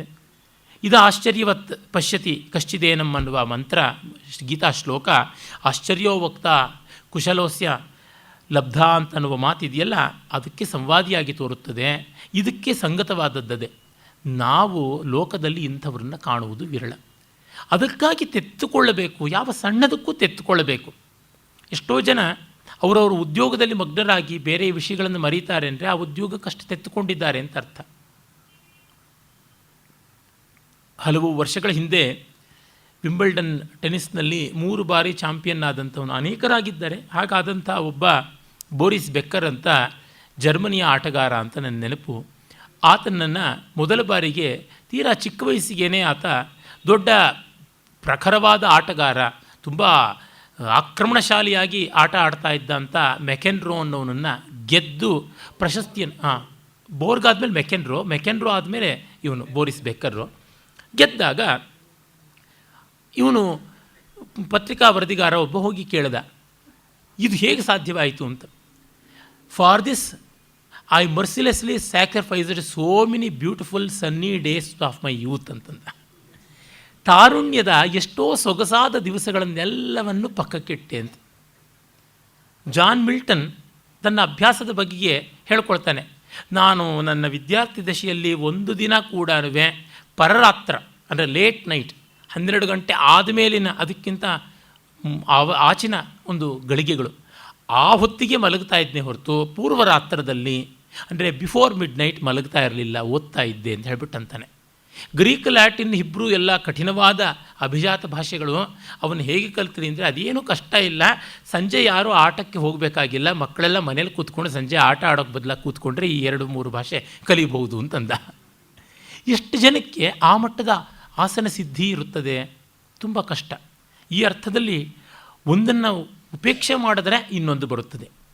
ಎಲ್ಲ ಬೇಕು ಅಂತಂದರೆ ಕಷ್ಟ ಆಗುತ್ತದೆ. ಅದನ್ನು ಹೇಳ್ತಾ ಇದ್ದಾನೆ. ತುಂಬ ತುಂಬ ತೊಡಕಾದದ್ದು ಇದು. ಹಾಗಾಗಿ ಕಾಮಸ್ಯ ಆಪ್ತಿಂ ಜಗತಃ ಪ್ರತಿಷ್ಠಾಂ, ಈ ಜಗತ್ತಿನ ಪ್ರತಿಷ್ಠೆ, ಗೌರವ ಇತ್ಯಾದಿಗಳನ್ನೆಲ್ಲವನ್ನೂ ಪಕ್ಕಕ್ಕಿಡಬೇಕು ಅಂತ. ಸೆನ್ಸ್ ಆಫ್ ಅಚೀವ್ಮೆಂಟನ್ನು ಪಕ್ಕಕ್ಕಿಟ್ಟು ಸೆನ್ಸ್ ಆಫ್ ಎಂಜಾಯ್ಮೆಂಟ್ ಕಡೆಗೆ ಬಂದಾಗಲೇ ಅಧ್ಯಾತ್ಮ ಸ್ಫುರಣೆ ಆಗುವುದು. ನಾವು ಸೆನ್ಸ್ ಆಫ್ ಅಚೀವ್ಮೆಂಟ್ ಕಡೆಗೆ ಬಹಳಷ್ಟು ಬೆಲೆ ಕೊಡ್ತೀವಿ. ಅದರಿಂದಲೇ ನಮ್ಮ ಸಾಧನೆಗಳ ರೆಕಾರ್ಡ್ಗಳ ಕಡೆಗೆ, ದಾಖಲೆಗಳ ಕಡೆಗೆ ನಮ್ಮ ಮನಸ್ಸು ಹೆಚ್ಚು ತುಡಿತಾ ಇರ್ತದೆ. ಉಪನಿಷತ್ತು ಹೇಳುತ್ತದೆ, ಆ ಕಡೆಗೆ ಹೋದಷ್ಟು ಅವುಗಳು ಇನ್ನಷ್ಟು ಮತ್ತಷ್ಟು ಗಂಟು ಹಾಕ್ತಾ ಬರುತ್ತವೆ ಅಂತ. ನೋಡಿ, ದೊಡ್ಡವರ ಸಹವಾಸದ ಆ ಅನುಭವ, ಅದನ್ನು ಮೆಲುಕು ಹಾಕುವುದು ಅದು ತುಂಬ ಸಂತೋಷಕಾರಿ. ಅವರಿಂದ ಆದಂಥದ್ದು ಸಂತ ಸದಾಭಿಗಂತವ್ಯ ಇದೇನೋಪದಿಶಂತ್ಯಪಿ ಯಾಸ್ತು ಸ್ವೈರ ಕಥಾಸ್ತೇಷಾಂ ಉಪದೇಶ ಭವಂತಿತಾಹ ಅನ್ನುವ ಸುಭಾಷಿತ ಇದೆ. ದೊಡ್ಡವ್ರ ಹತ್ರಕ್ಕೆ ಹೋಗಬೇಕು. ಅವರು ಏನು ಹರಟಲಿ, ಏನು ಬೈಲಿ, ಅದೇ ದೊಡ್ಡ ಉಪದೇಶ, ಅದೇ ತಿಳುವಳಿಕೆಯನ್ನು ಕೊಡುತ್ತದೆ ಅಂತ. ಹಾಗೆ ಹೋಗುವಾಗ ಅದಕ್ಕೆ ತೃಪ್ತನಾಗದೆ ಅವ್ರ ಪಕ್ಕ ನಿಂತ್ಕೊಂಡು ಒಂದು ಫೋಟೋ ತೆಗೆಸ್ಕೋಬೇಕು. ಈಚೆಗೆ ನನ್ನೊಬ್ಬ ಸ್ನೇಹಿತ, ಒಳ್ಳೆಯ ಹುಡುಗನೇ, ಯುರೋಪ್ನ ಪ್ರಯಾಣ ಮಾಡಿ ಬಂದ. ಅಲ್ಲಿ ಕಂಡ ಒಂದು ಕಲ್ಲು, ಒಂದು ಚಪ್ಪಡಿ, ಒಂದು ಮರ, ಒಂದು ಗಿಡ, ಒಂದು ಬಿಲ್ಡಿಂಗು, ಒಂದು ಚರ್ಚು, ಎಲ್ಲದರ ಮುಂದೇನೂ ತಾನು ಕೈ ಕಟ್ಕೊಂಡು ನಿಂತ್ಕೊಂಡಿರೋದು. ಏನಂದರೆ ಕೇಳಿದ್ದಕ್ಕೆ ಮುಗ್ಧ ಮನೋಹರವಾಗಿ ಹೇಳ್ದ, ಅಲ್ಲಿ ಹೋಗಿದ್ದೀನಿ ಅಂತ ದಾಖಲೆ ಸರ್ ಅಂತ. ಅಲ್ಲಪ್ಪ, ಈಗೆಲ್ಲ ಫೋಟೋಶಾಪ್ ಅಂತ ಬಂದಿದೆ, ನಾನು ಇಂಟರ್ನೆಟ್ಟಲ್ಲಿ ಪಾಮರ. ಎಷ್ಟು ಜನ ಏನು ಕಾಳಿನ ಬೋಳಿ ಮಾಡ್ತಾರೆ, ಬೋಳಿನ ಕಾಳಿ ಮಾಡ್ತಾರೆ. ನೀನು ಪರಬ್ರಹ್ಮದ ಎದುರಿಗೆ ಕೂತ್ಕೊಂಡು ಶೇಕ್ ಹ್ಯಾಂಡ್ ತೆಗೆಸ್ಕೊಳ್ಳೋ ತರಹವೇ ಫೋಟೋ ಇಟ್ಕೊಳ್ಳೋದಕ್ಕೆ ಸಾಧ್ಯ ಇರುವಾಗ ಯಾರು ಈ ಸಾಕ್ಷ್ಯದ ಮೇಲೆ ನಂಬುತ್ತಾರೆ? ನೀನು ಅಲ್ಲಿಗೆ ಹೋಗಿ ಬಂದೇನುವ ನೆನಪಿಗೆ ಅನ್ನೋದಾದರೆ ಆ ಬಿಂಬಗಳು ಸಾಕು. ನೀನದ್ರ ಮುಂದೆ ನಿಂತ್ಕೊಳ್ಳೋದೆಲ್ಲ ಮುಖ್ಯ. ಅಷ್ಟು ಮಟ್ಟಿಗೆ ಆ ಭಾಗದ ಯಾವುದೋ ಒಂದು ಸುಂದರವಾದ ಕಿಟಕಿಯೋ, ಬಾಗಲೋ, ಶಿಲ್ಪವೋ, ಕಲ್ಪವೋ ಮುಚ್ಚಲ್ಪಟ್ಟಿದೆ. ಅದು ಒಂದೇ ಪಾಶ್ಚರಲ್ಲಿ. ಅಬ್ಬಾ ಏನು ಸ್ಟೋಯಿಕ್ ಫೇಸಲ್ಲಿ ನೋಡಿ, ತುಂಬ ವಿನೋದ ಎಲ್ಲ ಆಯಿತು. ಬೇಜಾರಾಗಲಿಲ್ಲ. ಚಿಕ್ಕ ವಯಸ್ಸು ಹುಡುಗ. ಆದರೆ ಇದು ಸೆನ್ಸ್ ಆಫ್ ಅಚೀವ್ಮೆಂಟ್. ನಾವು ಅಲ್ಲಿಗೆ ಹೋಗಿ ಬಂದ್ವಿ, ಅಲ್ಲಿಗೆ ಮಾಡಿ ಬಂದ್ವಿ ಎನ್ನುವುದು ಯಾರಿಗೂ ಇರುತ್ತದೆ. ಉಪನಿಷತ್ತು ಹೇಳುತ್ತದೆ, ಆ ಸೆನ್ಸ್ ಆಫ್ ಅಚೀವ್ಮೆಂಟನ್ನು ಪಕ್ಕಕ್ಕಿಟ್ಟು ಅಲ್ಲಿಗೆ ಹೋಗಿ ನೋಡಿ ಬಂದದ್ದರ ಸಂತೋಷವನ್ನು ಮನಸ್ಸಲ್ಲಿ ಇಟ್ಕೊಳ್ಬೇಕು. ಭೈರಪ್ಪನವರು ಜಗತ್ತೆಲ್ಲ ಓಡಾಡಿದ್ದಾರೆ. ಒಂದೇ ಒಂದು ಫೋಟೋನೂ ಇಟ್ಟುಕೊಂಡಿಲ್ಲ ವಿದೇಶದ್ದು. ಕ್ಯಾಮ್ರಾನೇ ಇಲ್ಲ, ಅದು ತೆಕ್ಕೊಂಡು ಇಲ್ಲ. ನನಗೆ ಕ್ಯಾಮ್ರಾಯಿಂದ ತೆಗೆಯೋದಕ್ಕಿಂತ ಅಲ್ಲಿ ನನ್ನ ಕಣ್ಣಿಂದ ನೋಡಿ ಆನಂದ ಪಡುವುದೇ ಮುಖ್ಯ ಅಂತ. ಅಂದರೆ ನಾವು ಹೋಗಿದ್ವಿ ಅನ್ನುವ ನೆನಪು ಅದೊಂದು ಸಂಸ್ಕಾರವಾಗಿ ನಮ್ಮಲ್ಲಿ ಉಳಿಯಬೇಕೇ ಹೊರತುನವೇ ಫೋಟೋ ನೋಡಿದಾಗ ಅಥವಾ ವಿಡಿಯೋ ನೋಡಿದಾಗ ಮಾತ್ರ ಅಂತಲ್ಲ. ನೀವುಗಳೇ ಕೇಳ್ಕೊಂಡು ನೋಡಿ, ಮನೆಗಳಲ್ಲಿ ಮದುವೆಗಳಾದಾಗ ಬೇಕಾದಷ್ಟು ಫೋಟೋ ವಿಡಿಯೋ ಎಲ್ಲ ತೆಗೆಸ್ತಾರೆ. ಎಷ್ಟು ಸರ್ತಿ ನೋಡ್ತೀರಾ, ಎಷ್ಟು ಜನಕ್ಕೆ ತೋರಿಸಿರ್ತೀರ. ಒಬ್ಬರ ಮನೆ ಮದುವೆ ಗಂಡು ಹೆಣ್ಣು ಅಪ್ಪ ಅಮ್ಮ ಈ ಥರ ಏನೋ ಒಂದು 3-4 ಜನ ಬಿಟ್ಟು ಮಿಕ್ಕ ಯಾರೂ ಕೂಡ ಬೇರೆಯವರಿಗೆ ಪರಿಚಯ ಇರೋದಿಲ್ಲ. ಹಾಗಾಗಿ ಯಾರ್ಯಾರ್ದೋ ಮುಖಗಳನ್ನು ಸುಮ್ಮನೆ ರೈಲ್ವೆ ಪ್ಲ್ಯಾಟ್ಫಾರ್ಮ್ ಮೇಲೆ ಜೇಬುಗಳಿಂದ ಎಚ್ಚರಿಕೆ ಅಂತ ಹಾಕಿರ್ತಾರಲ್ಲ, ಆ ಥರ ಫೋಟೋಗಳನ್ನು ನೋಡ್ಕೊಂಡು ಹೋಗೋದ್ರೊಳಗೆ ಏನು ಕುತೂಹಲ ಉಂಟು. ಅಂದರೆ ಜಾಸ್ತಿ ಯಾರು ಅದನ್ನು ನೋಡಿ ಮೆಚ್ಚೋಕ್ಕಾಗೋದಿಲ್ಲ. ಅಂದರೆ ಮನೆಗೆ ಬಂದ ತಕ್ಷಣ 10 ಈ ರೀತಿಯಾದ ಆಲ್ಬಮ್ಗಳನ್ನು, ಚಿತ್ರ ಸಂಪುಟಗಳನ್ನು ಮುಂದೆ ಹಾಕ್ಬಿಡ್ತೀವಿ ನೋಡಲಿ ಅಂತ. ಅದೇನು ಭಗವದ್ಗೀತೆಯೇ, ರಾಮಾಯಣವೇ, ಮಹಾಭಾರತವೇ ಎಲ್ರಿಗೂ ಬೇಕಾಗುತ್ತದೆ ಅನ್ನೋದಕ್ಕೆ. ಹೋಗಲಿ, ತುಂಬ ಸುಂದರವಾದಂಥ ಪ್ರಕೃತಿ ಚಿತ್ರವೇ ಅದೂ ಅಲ್ಲ. ಅಂದರೆ ಸೆನ್ಸ್ ಆಫ್ ಅಚೀವ್ಮೆಂಟ್ನಲ್ಲಿ ನಾವು ಬಹಳ ಇರ್ತೀವಿ. ಆ ಕಾರಣದಿಂದ ಏನಾಗಿರುತ್ತದೆ, ಮದುವೆಯಲ್ಲಿ ನೋಡಿರೋದು ವಧೂವರನ್ನೆಲ್ಲ ವಿಡಿಯೋಗ್ರಾಫರ್ಗಳ ಪೃಷ್ಠ ಇದು ಆಗಿರುತ್ತದೆ. ಪುಸ್ತಕದ ಎಷ್ಟೋ ಲೋಕಾರ್ಪಣ ಸಂದರ್ಭಗಳಲ್ಲಿ ತೆಕ್ಕೊಂಡು ಹೋಗಬೇಕು ಅಂತ ನಾನೇ ಎಷ್ಟೋ ವೇದಿಕೆಗಳಲ್ಲಿ ಪಾಲ್ಗೊಂಡಿದ್ದೀನಲ್ಲ. ಪುಸ್ತಕ ಯಾರಿಗೆ ತೋರಿಸ್ತಾ ಇರ್ತೀವಿ, ಕ್ಯಾಮ್ರಾಗಳಿಗೆ ತೋರಿಸ್ತಾ ಇರ್ತೀವಿ. ಮೊದಲು ರಿಲೀಸ್ ಮಾಡಿಬಿಡಿ, ನಾವು ಫೋಟೋ ತೆಕ್ಕೊಂಡು ಪೇಪರ್ಗೆ ಹಾಕೋಕ್ಕೆ ಹೋಗಬೇಕು ಅಂತ. ಬಂದವರದು ಒಂದು ಸಭಾ ಗೌರವ ಇದೆಯಲ್ಲ, ನಮ್ಮ ಕರೆ ಹೋಗೊಟ್ಟು ಬಂದವರು ಅವರಿಗೆ ಕಾಣಿಸ್ಬೇಕಲ್ವ, ಅದು ಮುಖ್ಯ. ಒಂದು ನಿಮಿಷ ತಾಳೆಪ್ಪ ಅವರು ನೋಡಲಿ, ಆಮೇಲೆ ನೀವು ತೆಕ್ಕೊಳ್ತೀರಂತೆ ಅಂತ ಎಲ್ಲಿಯೂ ಆಗೋದಿಲ್ಲ. ಅಂದರೆ ಇಲ್ಲೆಲ್ಲ sense of achievement and recording is far more important ಅಂತನ್ನುವುದಾಗುತ್ತದೆ. ಅದನ್ನು ಹೇಳ್ತಾ ಇದ್ದಾನೆ. ಲೋಕ ಪ್ರತಿಷ್ಠೆ, ಜಗತ್ ಪ್ರತಿಷ್ಠೆ ಅದು ಪಕ್ಕಕ್ಕೆ ಹೋಗಬೇಕಾದದ್ದು. ಅಂದರೆ ವೇದಾಂತ ಕೇಳಿಯೂ ಯಾಕೆ ಫಲವಾಗಲಿಲ್ಲ ಅಂದರೆ ಇದರಿಂದ ಆಗಲಿಲ್ಲ. ಈಜಿನ ಬಗ್ಗೆ ಎಷ್ಟು ಪಾಠ ಕಲಿತರೂ ನೀರಿಗೆ ಇಳಿದಿಲ್ಲ ಅಂತಂದರೆ, ಒಂದು 6 ತಿಂಗಳು ಕ್ಲಾಸ್ ರೂಮ್ನಲ್ಲಿ ಈಜಿನ ಬಗ್ಗೆ ಹೇಳ್ಕೊಡ್ತೀವಿ, ಹೈಡ್ರಾಲಿಕ್ಸನ್ನು ಹೇಳ್ಕೊಡ್ತೀವಿ, ಹೈಡ್ರೋಡೈನಮಿಕ್ಸ್ ಬಗ್ಗೆ ಹೇಳ್ಕೊಡ್ತೀವಿ, ಹೈಡ್ರೋಸ್ಟ್ಯಾಟಿಕ್ಸ್ ಬಗ್ಗೆ ಹೇಳ್ಕೊಡ್ತೀವಿ, ಬಾಯನ್ಸಿ ಅಂದರೆ ಏನು, ವಿಸ್ಕಾಸಿಟಿ ಅಂತಂದರೆ ಏನು, ಫ್ಲೋಟೇಷನ್ ಅಂದರೆ ಏನು, ಸರ್ವವನ್ನು ನಾವು ಹೇಳ್ಕೊಡ್ತೀವಿ. ಕೈಯನ್ನು ಹೀಗೆ ಬಿಸಿದ್ರೆ ಏನಾಗುತ್ತೆ, ಹಾಗೆ ಬಿಸಿದ್ರೆ ಏನಾಗುತ್ತದೆ, ಬಟರ್ಫ್ಲೈ ಸ್ಟ್ರೋಕು, ಫ್ರೀ ಸ್ಟೈಲು ಅಂತ ಸಕಲವನ್ನೂ ನಾವು ಈಜಿಂದ ಪಾಠ ಹೇಳ್ತೀವಿ. ಆಮೇಲೆ 6 ತಿಂಗಳಾದಮೇಲೆ ನಾವು ನಿಮ್ಮನ್ನು ಕರ್ಕೊಂಡು ಹೋಗ್ತೀವಿ ಸ್ವಿಮ್ಮಿಂಗ್ ಪೂಲ್ ಅಂತಂದರೆ ಈ 6 ತಿಂಗಳ ಕೋರ್ಸ್ ಮುಗಿಯೋದೇ ಇಲ್ಲ. ಬರ್ತಲೇ ಇರುತ್ತೆ ಪ್ರಶ್ನೆ, ಈ ಕೈ ಹೊಡೆಯುವಾಗ ಆ ಕೈ ಏನಾಗುತ್ತೆ, ಆ ಕಾಲು ಹೊಡೆಯುವಾಗ ಈ ಕಾಲು ಏನಾಗುತ್ತದೆ, ಈ ತರಹ. ಹೀಗಾಗಿ ಇವುಗಳ ಒಂದು ಉಪೇಕ್ಷೆಯನ್ನು ಮಾಡುವುದು ಬಹಳ ಮುಖ್ಯ ಬೇಕಾಗಿರುವಂಥದ್ದು. ಒಂದು ಮಟ್ಟಕ್ಕೆ ಇವುಗಳನ್ನು ಸಾಕು ಅನ್ನುವುದಾಗಿ ಪಕ್ಕಕ್ಕೆ ಇಡಲೇಬೇಕಾಗುತ್ತದೆ. ಅದನ್ನು ನೀನು ಚಿಕ್ಕ ವಯಸ್ಸಿಗೆ ಮಾಡಿದ್ದೀಯಾ ಅಂತ ಹೇಳ್ತಾ ಇದ್ದಾನೆ. ತುಂಬ ತುಂಬ ದೊಡ್ಡದಾದದ್ದು. ಆಮೇಲೆ ತಂದುರ್ದರ್ಶಂ ಗೂಢಂ ಅನುಪ್ರವಿಷ್ಟಂ ಗುಹಾಹಿತಂ ಗಹ್ವರೇಷ್ಠಂ ಪುರಾಣಂ ಅಧ್ಯಾತ್ಮ ಯೋಗಾಧಿಗಮೇನ ದೇವಂ ಮತ್ವಾಧೀರೋ ಹರ್ಷಶೌಕೌ ಜಹಾತಿ. ಆ ದುರ್ದರ್ಶ ಅಂದರೆ ಇಂದ್ರಿಯಗಳ ಜ್ಞಾನಕ್ಕೆ ದಕ್ಕದೇ ಇರತಕ್ಕಂಥ ಬ್ರಹ್ಮವಸ್ತು ಗೂಢ, ಎಲ್ಲೆಲ್ಲಿಯೂ ಅದೃಶ್ಯವಾಗಿರುವಂಥದ್ದು, ಅನುಪ್ರವಿಷ್ಟ, ನಮ್ಮೊಳಗೆ ನಾವು ಸೃಷ್ಟಿಯಾಗೋಕ್ಕೂ ಮುನ್ನವೇ ನಮ್ಮೊಳಗೆ ಬಂದು ಸೇರಿಕೊಂಡಂಥದ್ದು. ಹೀಗಿರುವಂಥದ್ದು ತತ್ ಸೃಷ್ಟ್ವಾ ತದೇವ ಅನುಪ್ರಾವಿಶತ್ ಅಂತ ವೇದ ಇನ್ನೊಂದು ಕಡೆ ಏನು ಹೇಳುತ್ತದೆ ಅದನ್ನು ನಾವು ಇಲ್ಲಿ ಗಮನಕ್ಕೆ ತಂದುಕೊಳ್ಬೇಕು. ಗುಹಾಹಿತಂ, ಹೃದಯ ಗುಹೆ ಅಂತ. ಹೃದಯಾಂದೊಡನೆಯೇ ರಕ್ತವನ್ನು ಎಲ್ಲ ಕಡೆಗೂ ಪಂಪ್ ಮಾಡುವಂಥ ಒಂದು ಮಾಂಸಪಿಂಡ ಅನ್ನುವ ಅರ್ಥದಲ್ಲಿ ಅಲ್ಲ, ನಾನು ಅನ್ನುವ ಭಾವ ಎಲ್ಲಿಂದ ವ್ಯಕ್ತೀಕೃತವಾಗುತ್ತೋ ಅದು the place from where the I notion starts ಅಂತ ರಮಣ ಮಹರ್ಷಿಗಳು ಹೇಳ್ತಾರೆ. ಹಾಗಾಗಿ ಗಹ್ವರೇಷ್ಠಂ ಅದು ಅದೇ ಅರ್ಥದಲ್ಲಿ ಗುಹದಲ್ಲಿ ನಿಷ್ಠನಾಗಿರುವ, ಗುಹೆಯಲ್ಲಿ ಇರುವಂತಹ ಅಂದರೆ ಗುಹಾಶಯನಾಗಿರುವ ಆ ಆತ್ಮವಸ್ತು. ಅಧ್ಯಾತ್ಮ ಯೋಗಾಧಿಗಮೇನ ದೇವಂ ಮತ್ವಾಧೀರ. ಇಂತಹ ಎಲ್ಲದರ ಆತ್ಮಸ್ವರೂಪಿಯಾಗಿ, ಎಲ್ಲದರ ಸ್ಪಂದನಶೀಲನಾಗಿ, ಚೈತನ್ಯ ಮಾತ್ರನಾಗಿ, ನಾನು ಅನ್ನುವ ಭಾವವಾಗಿ ಎಲ್ಲೆಲ್ಲೂ ತುಂಬಿಕೊಂಡಿರುವನ ತಿಳುವಳಿಕೆಯಿಂದ ಹರ್ಷ ಶೋಕವು ಜಹಾತಿ. ರಜೋಗುಣದಿಂದ ಉಂಟಾಗುವ ಸುಖ ದುಃಖಗಳು ಎರಡನ್ನೂ ಮೀರ್ತಾನೆ, ಆನಂದ ಮಾತ್ರನಾಗಿ ನಿಲ್ತಾನೆ ಎನ್ನುವ ಫಲವನ್ನು ಕೂಡ ಹೇಳ್ತಾನೆ. ಅಧಿಕಾರಿಯನ್ನು ಹೇಳಿದ್ದಾನೆ ಮೊದಲು, ಆಮೇಲೆ ಆ ಫಲ ಎಷ್ಟು ಭವ್ಯವಾದದ್ದು ಅನ್ನೋ ಮಾತನ್ನು ಕೂಡ ಹೇಳ್ತಾನೆ. ಆಮೇಲೆ ಇದನ್ನು ನೀನು ಕೇಳೋದಕ್ಕೆ ಇಷ್ಟಪಡ್ತೀಯಾ ಅನ್ನೋದು ನನಗೆ ಗೊತ್ತಿದೆ, ಈಗ ನಾನು ಹೇಳಬೇಕು ಅಂತ ಯಮಧರ್ಮ ಸಂಕಲ್ಪ ಮಾಡಿಕೊಂಡಾಗ ನಚಿಕೇತ ಹೇಳ್ತಾನೆ, ಅನ್ಯತ್ರ ಧರ್ಮಾದನ್ಯತ್ರ ಅಧರ್ಮಾದ್ ಅನ್ಯತ್ರ ಅಸ್ಮಾತ್ ಕೃತಾಕೃತಾತ್ ಅನ್ಯತ್ರ ಭೂತಾಚ್ಚ ಭವ್ಯಾಚ್ಚ ಯತ್ತತ್ ಪಶ್ಯತಿ ತದ್ವದ. ಅನ್ಯತ್ರ ಧರ್ಮಾತ್ ಧರ್ಮಕ್ಕಿಂತ ಬೇರೆಯಾಗಿ, ಅನ್ಯತ್ರ ಅಧರ್ಮಾತ್ ಅಧರ್ಮಕ್ಕಿಂತಲೂ ಬೇರೆಯಾಗಿ. ಮತ್ತು ಇನ್ನೂ ಒಂದು ಸ್ವಾರಸ್ಯವನ್ನು ಹೇಳ್ತಾ ಇದ್ದಾನೆ.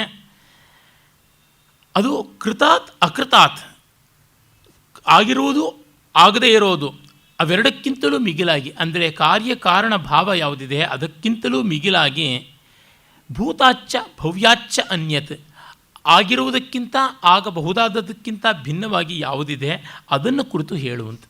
ಅಂದರೆ ನನಗೆ ಹಿಂದಿನದು ಬೇಡ, ಮುಂದಿನದು ಬೇಡ, ಕಾರ್ಯಕಾರಣಗಳ ಚೌಕಟ್ಟಿನ ಒಳಗೆ ಸಿಲುಕುವಂಥದ್ದು ಬೇಡ, ಇದು ಧರ್ಮ ಇದು ಅಧರ್ಮ ಅಂತ ದ್ವೈತೀಭಾವವನ್ನು ಹೊಂದಿರುವಂಥದ್ದು ಅಲ್ಲ. ಧರ್ಮ ಅನ್ನೋದಕ್ಕೆ ಅನೇಕ ವಿಧವಾದಂಥ ಅರ್ಥ ಅಲ್ಲಿ ಉಂಟು. ಅಂದರೆ ಧರ್ಮಾತ್ ಶಾಸ್ತ್ರೀಯಾತ್ ಧರ್ಮಾನುಷ್ಠಾನಾತ್ ಅಂತ ಭಾಷ್ಯಕಾರರು ಹೇಳ್ತಾರೆ. ನಾವು ಲೋಕದಲ್ಲಿ ಯಾವುದು ಒಳ್ಳೆಯದು ಅಂತ ಅಂದುಕೊಂಡಿದ್ದೀವಿ, ಸದಾಚಾರ ಆ ರೀತಿಯಾದದ್ದು, ಮತ್ತು ತದ್ವ್ಯತಿರಿಕ್ತವಾದದ್ದು ಅಧರ್ಮ. ವಿಹಿತ ಅಕರಣ ರೂಪಾತ್ ಪಾಪಾತ್, ಈ ಪುಣ್ಯ ಪಾಪಗಳು ಅನ್ನುವುದು ಧರ್ಮಾಧರ್ಮಗಳು ಇವನ್ನು ಮೀರಿ ಇರಬೇಕು. ಮತ್ತು ಇನ್ನೊಂದು ಧರ್ಮ ಅಂತಂದರೆ ಅಟ್ರಿಬ್ಯೂಟ್ಸನ್ನು ಒಳಗೊಂಡಂಥದ್ದು, ಅಧರ್ಮ ಅಂದರೆ ಅಟ್ರಿಬ್ಯೂಟ್ಸನ್ನು ಒಳಗೊಳ್ಳದೇ ಇರತಕ್ಕಂಥದ್ದು ಅನ್ನುವ ಅರ್ಥದಲ್ಲಿ. ಅಂದರೆ ಯಾವುದೇ ಅಟ್ರಿಬ್ಯೂಟ್ಸ್ ಕಾಣದೇ ಇರುವುದು ಅಂತ ನಮಗೆ ವಸ್ತು ಮಾತ್ರವಾಗಿ ಗೋಚರಿಸುತ್ತೆ, ಅಟ್ರಿಬ್ಯೂಟ್ಸ್ ಕಾಣಿಸ್ತಾ ಇರೋದಿಲ್ಲ. ಈ ಥರ ವ್ಯಕ್ತವಾಗಿ ಅವ್ಯಕ್ತವಾಗಿ ಅಂತ ಇವೆ, ಅವೆಲ್ಲಕ್ಕಿಂತಲೂ ಭಿನ್ನವಾದದ್ದು ಮಿಗಿಲಾದದ್ದು ಯಾವುದುಂಟು ಅದನ್ನು ನೀನು ಹೇಳು ಅಂತ ಹೇಳಿಬಿಟ್ಟು ಇಲ್ಲಿ ಒಂದನ್ನು ನಾವು ಗಮನಿಸಬೇಕು. ಏತಚ್ಛ್ರುತ್ವಾ ಸಂಪರಿಗೃಹ್ಯ ಮರ್ತ್ಯ ಅಂತ ಹಿಂದಿನ ಒಂದು ಮಂತ್ರದಲ್ಲಿ ಬರುತ್ತದೆ. ಆಗ ನಮಗೆ ಗೊತ್ತಾಗುತ್ತದೆ ಶ್ರವಣ ಮನನ ನಿಧಿಧ್ಯಾಸನ ಅನ್ನುವ ವೇದಾಂತದ ಯೋಗ ಯಾವುದುಂಟು ಅದು ಮೂರೂ ಕೂಡ ಅಧಿಕಾರಿಗೆ ಬೇಕಾಗಿರುವಂಥದ್ದು. ಆ ಯೋಗ ಇಲ್ಲದೆ ಅವನಿಗೆ ವೇದಾಂತ ತಿಳುವಳಿಕೆಗೆ ಬರುವುದಿಲ್ಲ. ಅಂದರೆ ಕೇಳುವುದೊಂದು ಇನ್ಫಾರ್ಮೇಷನ್, ಆ ಇನ್ಫಾರ್ಮೇಷನನ್ನು ವ್ಯವಸ್ಥಿತವಾದ ರೀತಿಯಲ್ಲಿ ಪೂರ್ವಾಪರ ವಿರೋಧ ಇಲ್ಲದೆ ಸಮಂಜಸವಾಗಿಸಿಕೊಳ್ಳುವಂಥದ್ದು. ಅದಕ್ಕೆ ನಮಗೆ ಬೇಕಾಗಿರುವುದು ತರ್ಕ, ವಿಚಾರಶಕ್ತಿ. ಅದನ್ನು ಮನನ ಅಂತ ಕರಿತೀವಿ. ಅದರ ಫಲಿತವಾಗಿ ಬಂದಂತಹ ಯಾವ ಸತ್ಯ ಉಂಟೋ ಅದನ್ನು ಮತ್ತೆ ಮತ್ತೆ ಅನುಭವಕ್ಕೆ ತಂದುಕೊಳ್ಳಬೇಕು. ಉದಾಹರಣೆಗೆ ಹೇಳಬೇಕು ಅಂತಂದರೆ, ನಾವು ಯಾವುದೋ ಒಂದು ಪದ್ಯದಲ್ಲಿ ಒಂದು ಅಲಂಕಾರವನ್ನು ಹಾಕಬೇಕು ಅಂತ ಅಂದುಕೊಳ್ತೀವಿ. ಉದಾಹರಣೆಗೆ ಒಂದು ಅಲಂಕಾರ ಸಹೋಕ್ತಿ ಎನ್ನುವಂಥ ಒಂದು ಅಲಂಕಾರ. ಅಂದರೆ ಎರಡು ಕ್ರಿಯೆಗಳು ಒಟ್ಟಿಗೆ ಆಯಿತು ಅನ್ನುವುದನ್ನು ಒಂದೇ ಕ್ರಿಯಾಪದದಿಂದ ಹೇಳ್ತಕ್ಕಂಥದ್ದು. ಹಾಗಾದಾಗ ನಮಗೆ ಗೊತ್ತಾಗುತ್ತದೆ, ಬಹಳ ಸರಳವಾದಂಥದ್ದು ಇದು. ಎರಡು ಕ್ರಿಯೆಗಳನ್ನು ಒಂದೇ ಕ್ರಿಯಾಪದದಿಂದ ಹೇಳ್ತಕ್ಕಂಥದ್ದು. ತಾವರೆಯು ಮುಗವು ಅರಳಿದವು ಅಂತ. ಆಗ ಮುಖ ತಾವರೆಯಂಥದ್ದು ಅಂತ ಒಂದು ಧ್ವನಿ ನಮಗೆ ಬರುತ್ತದೆ. ಹೀಗಾಗಿ ಕ್ರಿಯೆಯ ಐಕ್ಯವನ್ನು ಕ್ರಿಯಾಪದದ ಒಂದರಿಂದಲೇ ಭಿನ್ನ ಕ್ರಿಯೆಗಳನ್ನು ಏಕ ಕ್ರಿಯಾಪದದಿಂದ ಹೇಳುವಂಥದ್ದು ಸಹೋಕ್ತಿ ಎನ್ನುವ ಅಲಂಕಾರ ಅಂತಾರೆ. ಹಾಗಂದ ತಕ್ಷಣ ಕಿವಿಗೆ ಬಿದ್ದ ಮೇಲೆ ಮನನ ಮಾಡಿಕೊಳ್ಳೋದು. ಇದು ಉಪಮಾಲಂಕಾರ ಅಲ್ಲ ತಾನೇ, ಇದು ದೀಪಕ ಅಲಂಕಾರ ಅಲ್ಲ ತಾನೇ, ಇದು ಪ್ರತಿವಸ್ತು ಉಪಮಾಲಂಕಾರ ಅಲ್ಲ ತಾನೇ, ಇದು ತುಲ್ಯಯೋಗಿತಾ ಅಲಂಕಾರ ಅಲ್ಲ ತಾನೇ ಅಂತ ಹೀಗೆಲ್ಲ ಆಲೋಚನೆ ಮಾಡಿಕೊಂಡು ಅದಲ್ಲ ಇದಲ್ಲ ಇದು ಬೇರೆ ಇದರ ಲಕ್ಷಣ ಬೇರೆ ಅನ್ನುವುದನ್ನು ಗಮನದಲ್ಲಿ ಇಟ್ಟುಕೊಂಡ ಮೇಲೆ ಮತ್ತೆ ನಾವು 4 ಬಾರಿ ಇದನ್ನು ಮನಸ್ಸಿಗೆ ತಂದುಕೊಂಡ್ರೆ ಇದರ ರಚನಾಕ್ರಮ ಗೊತ್ತಾಗುತ್ತದೆ. ಯಾವ ಪದ್ಯದಲ್ಲಿಯೂ ಈ ಅಲಂಕಾರವನ್ನು ಬಳಸಬಹುದಾಗುತ್ತದೆ. ಕಾಳಿದಾಸ ರಘುವಂಶದ 3ನೇ ಸರ್ಗದಲ್ಲಿ ಒಂದು ಕಡೆ ಹೇಳ್ತಾನೆ, ರಘು ಇಂದ್ರನ ಜೊತೆಗೆ ಸಂಗ್ರಾಮ ಮಾಡುವಾಗ ಇಂದ್ರನ ಬಾಣಕ್ಕೆ ರಘು ಬೀಳ್ತಾ ಇದ್ದಂತೆ ಸೈನಿಕರ ಅಶ್ರುಗಳು ಕೆಳಕ್ಕೆ ಬಿದ್ದುವು. ಮತ್ತೆ ಚೈತನ್ಯ ಪಡ್ಕೊಂಡು ಸೈನಿಕರ ಜೈಘೋಷ ಮೇಲೆ ಹೇಳ್ತಾ ಇದ್ದಂತೆ ಇವನೂ ಮೇಲಕ್ಕೆ ಎದ್ದ ಅಂತ. ಇಲ್ಲಿ ಸಹೋಕ್ತಿ ಎನ್ನುವ ಅಲಂಕಾರ ಕವಿ ಎಷ್ಟು ಚೆನ್ನಾಗಿ ಬಳಸಿಕೊಂಡಿದ್ದಾನೆ ಅಂತನ್ನೋದು ಗೊತ್ತಾಗುತ್ತದೆ. ಹೀಗೆ ಈ ರೀತಿಯಲ್ಲಿ ನಾವು ಒಂದು ಸಾಮಾನ್ಯ ಪದ್ಯ ರಚನೆಗೆ ಬೇಕಾದ್ದನ್ನು ಮಾಡಿಕೊಳ್ಬೇಕಾದರೂ ಹೀಗೆ ತಿಳ್ಕೊಳ್ಬೇಕು. ಒಂದು ಅಡಿಗೆ ತಿಂಡಿ ಇತ್ಯಾದಿ ಯಾವುದೇ ವಿಷಯದಲ್ಲಿ ನೋಡಿ ನಮಗೆ ಗೊತ್ತಾಗುತ್ತದೆ. ಈ ಶ್ರವಣ ಮನನ ನಿಧಿಧ್ಯಾಸನಗಳು ಬೇಕೇ ಬೇಕಾಗುತ್ತವೆ. ನಿಧಿಧ್ಯಾಸನ ಅಂತಂದರೆ ಫಲಿತ ಯಾವುದಿದೆ ಅದನ್ನು ಮತ್ತೆ ಮತ್ತೆ ಮನಸ್ಸಿಗೆ ತಂದುಕೊಳ್ಳುವುದು. ಒಂದು ಹಾಡು ಹೇಳಬೇಕು, ಆಗ ಆ ಶ್ರುತಿಯನ್ನು ಮೊದಲು ಕೇಳ್ತೀವಿ. ಕೇಳಿದ ಮೇಲೆ ಇದು ಷಡ್ಜವೇ ನಿಷಾದವೇ ಮಧ್ಯಮವೇ ಅಂತ ಯೋಚನೆ ಮಾಡ್ತೀವಿ. ಆಮೇಲೆ ಇದು ಮಧ್ಯಮ, ಹಾಗಿದ್ರೆ ಇದು ಮಧ್ಯಮ ಶ್ರುತಿಯ ರಾಗ ಅಂತ ಆ ಮಧ್ಯಮ ಶ್ರುತಿಯಲ್ಲಿ ನಾವು ನೆಲೆಯಾದ ಮೇಲೆ ಮಧ್ಯಮ ಶ್ರುತಿಯ ರಾಗವನ್ನು ಹಾಡುವುದಕ್ಕಾಗುತ್ತದೆ. ಈ ರೀತಿ ಮಾಡಿಕೊಂಡು ಹೋಗುವಂಥದ್ದು ಇದು ವೇದಾಂತಕ್ಕಿರುವ ಇದು ಒಂದೇ ಟೆಕ್ನಿಕ್. ಅದೇ ರೀತಿಯ ಆ ಟೆಕ್ನಿಕ್ಕಿಂದ ನಾವು ಈ ಯುಕ್ತಿಯಿಂದ ಇದು ಯೋಗ ಅದರಿಂದ ಮಾಡಬೇಕು ಅಂತ. ಹಾಗಾಗಿ ಇಲ್ಲಿಗೆ ಅಷ್ಟಾಂಗ ಯೋಗಾದಿಗಳು ಪೂರಕವಾಗಿ ಮೊದಲಿಗೆ ಬೇಕಾಗಬಹುದಾದರೂ ವೇದಾಂತ ವಾಕ್ಯ ಶ್ರವಣ ಕಾಲದಲ್ಲಿ ಅವಕ್ಕಿಂತ ಇದಕ್ಕೆ ಹೆಚ್ಚಿನ ಬೆಲೆ. ಯೋಗಾದಿಶಾಸ್ತ್ರಗಳು ಎಲ್ಲ ದರ್ಶನಕ್ಕೂ ಬೇಕು, ಸಾಂಖ್ಯಕ್ಕೂ ಬೇಕು, ಮೀಮಾಂಸೆಗೂ ಬೇಕು, ಬೌದ್ಧಕ್ಕೂ ಬೇಕು, ಜೈನಕ್ಕೂ ಬೇಕು, ಎಲ್ಲ ಸಿಸ್ಟಮ್ಸ್ ಆಫ್ ಫಿಲಾಸಫಿ ಅಂತೀವಲ್ಲ ಅವಕ್ಕೆಲ್ಲಕ್ಕೂ ಅಷ್ಟಾಂಗ ಯೋಗ ಒಂದಲ್ಲ ಒಂದು ರೀತಿ ಬೇಕು. ಆದರೆ ವೇದಾಂತಕ್ಕೆ ಇದು ಬಹಳ ವಿಶಿಷ್ಟವಾದಂಥದ್ದು ಅಂತ ನಮಗೆ ಗೊತ್ತಾಗುತ್ತದೆ. ಆಮೇಲೆ ವೇದ ಹೇಳುತ್ತದೆ, ಅಂದರೆ ನಚಿಕೇತ ಮುಂದುವರಿತಾನೆ, ಅವನು ಹೇಳ್ತಾನೆ ನನಗೆ ದಿವ್ಯೋಪದೇಶವನ್ನು ಮಾಡು ಅಂತ. ಅದಕ್ಕೆ ಯಮ ಹೇಳ್ತಾನೆ, ಸರ್ವೇ ವೇದ ಯತ್ಪದಂ ಆಮನಂತಿ ತಪಾಗಂಸಿ ಸರ್ವಾಣಿ ಚ ಯದ್ವದಂತಿ ಯದಿಚ್ಛಂತೋ ಬ್ರಹ್ಮಚರ್ಯಂ ಚರಂತಿ ತತ್ತೇ ಪದಗಂ ಸಂಗ್ರಹೇಣ ಬ್ರವೀಮಿ ಓಮಿತ್ಯೇತತ್. ಎಲ್ಲ ವೇದಗಳು ಯಾವ ಸ್ಥಾನವನ್ನು, ಯಾವ ಪದವನ್ನು, ಯಾವ ಸ್ಥಾನವನ್ನು ಆಮನಂತಿ ಹೇಳ್ತಾ ಇವೆ, ಖ್ಯಾಪನ ಪಡಿಸ್ತಾ ಇವೆಯೋ, ತಪಾಂಸಿ ಸರ್ವಾಣಿ ಎಲ್ಲ ತಪಸ್ಸುಗಳು ಯಾವುದು ದೊಡ್ಡದು ಅಂತ ಹೇಳ್ತಾ ಇದೆಯೋ, ಯದಿಚ್ಛಂತಹ ಬ್ರಹ್ಮಚರ್ಯಂ ಚರಂತಿ ಯಾವುದಕ್ಕಾಗಿ ಎಲ್ಲರೂ ವೇದಾಭ್ಯಾಸವನ್ನು ಮಾಡ್ತಾರೋ, ಬ್ರಹ್ಮಚರ್ಯಂ ಗುರುಕುಲ ವಾಸ ಲಕ್ಷಣಂ ಅನ್ಯದ್ವಾ ಬ್ರಹ್ಮ ಪ್ರಾಪ್ತ್ಯರ್ಥಂ ಚರಂತಿ ಅಂತ ಆಚಾರ್ಯರು ಹೇಳಿದ್ದಾರೆ.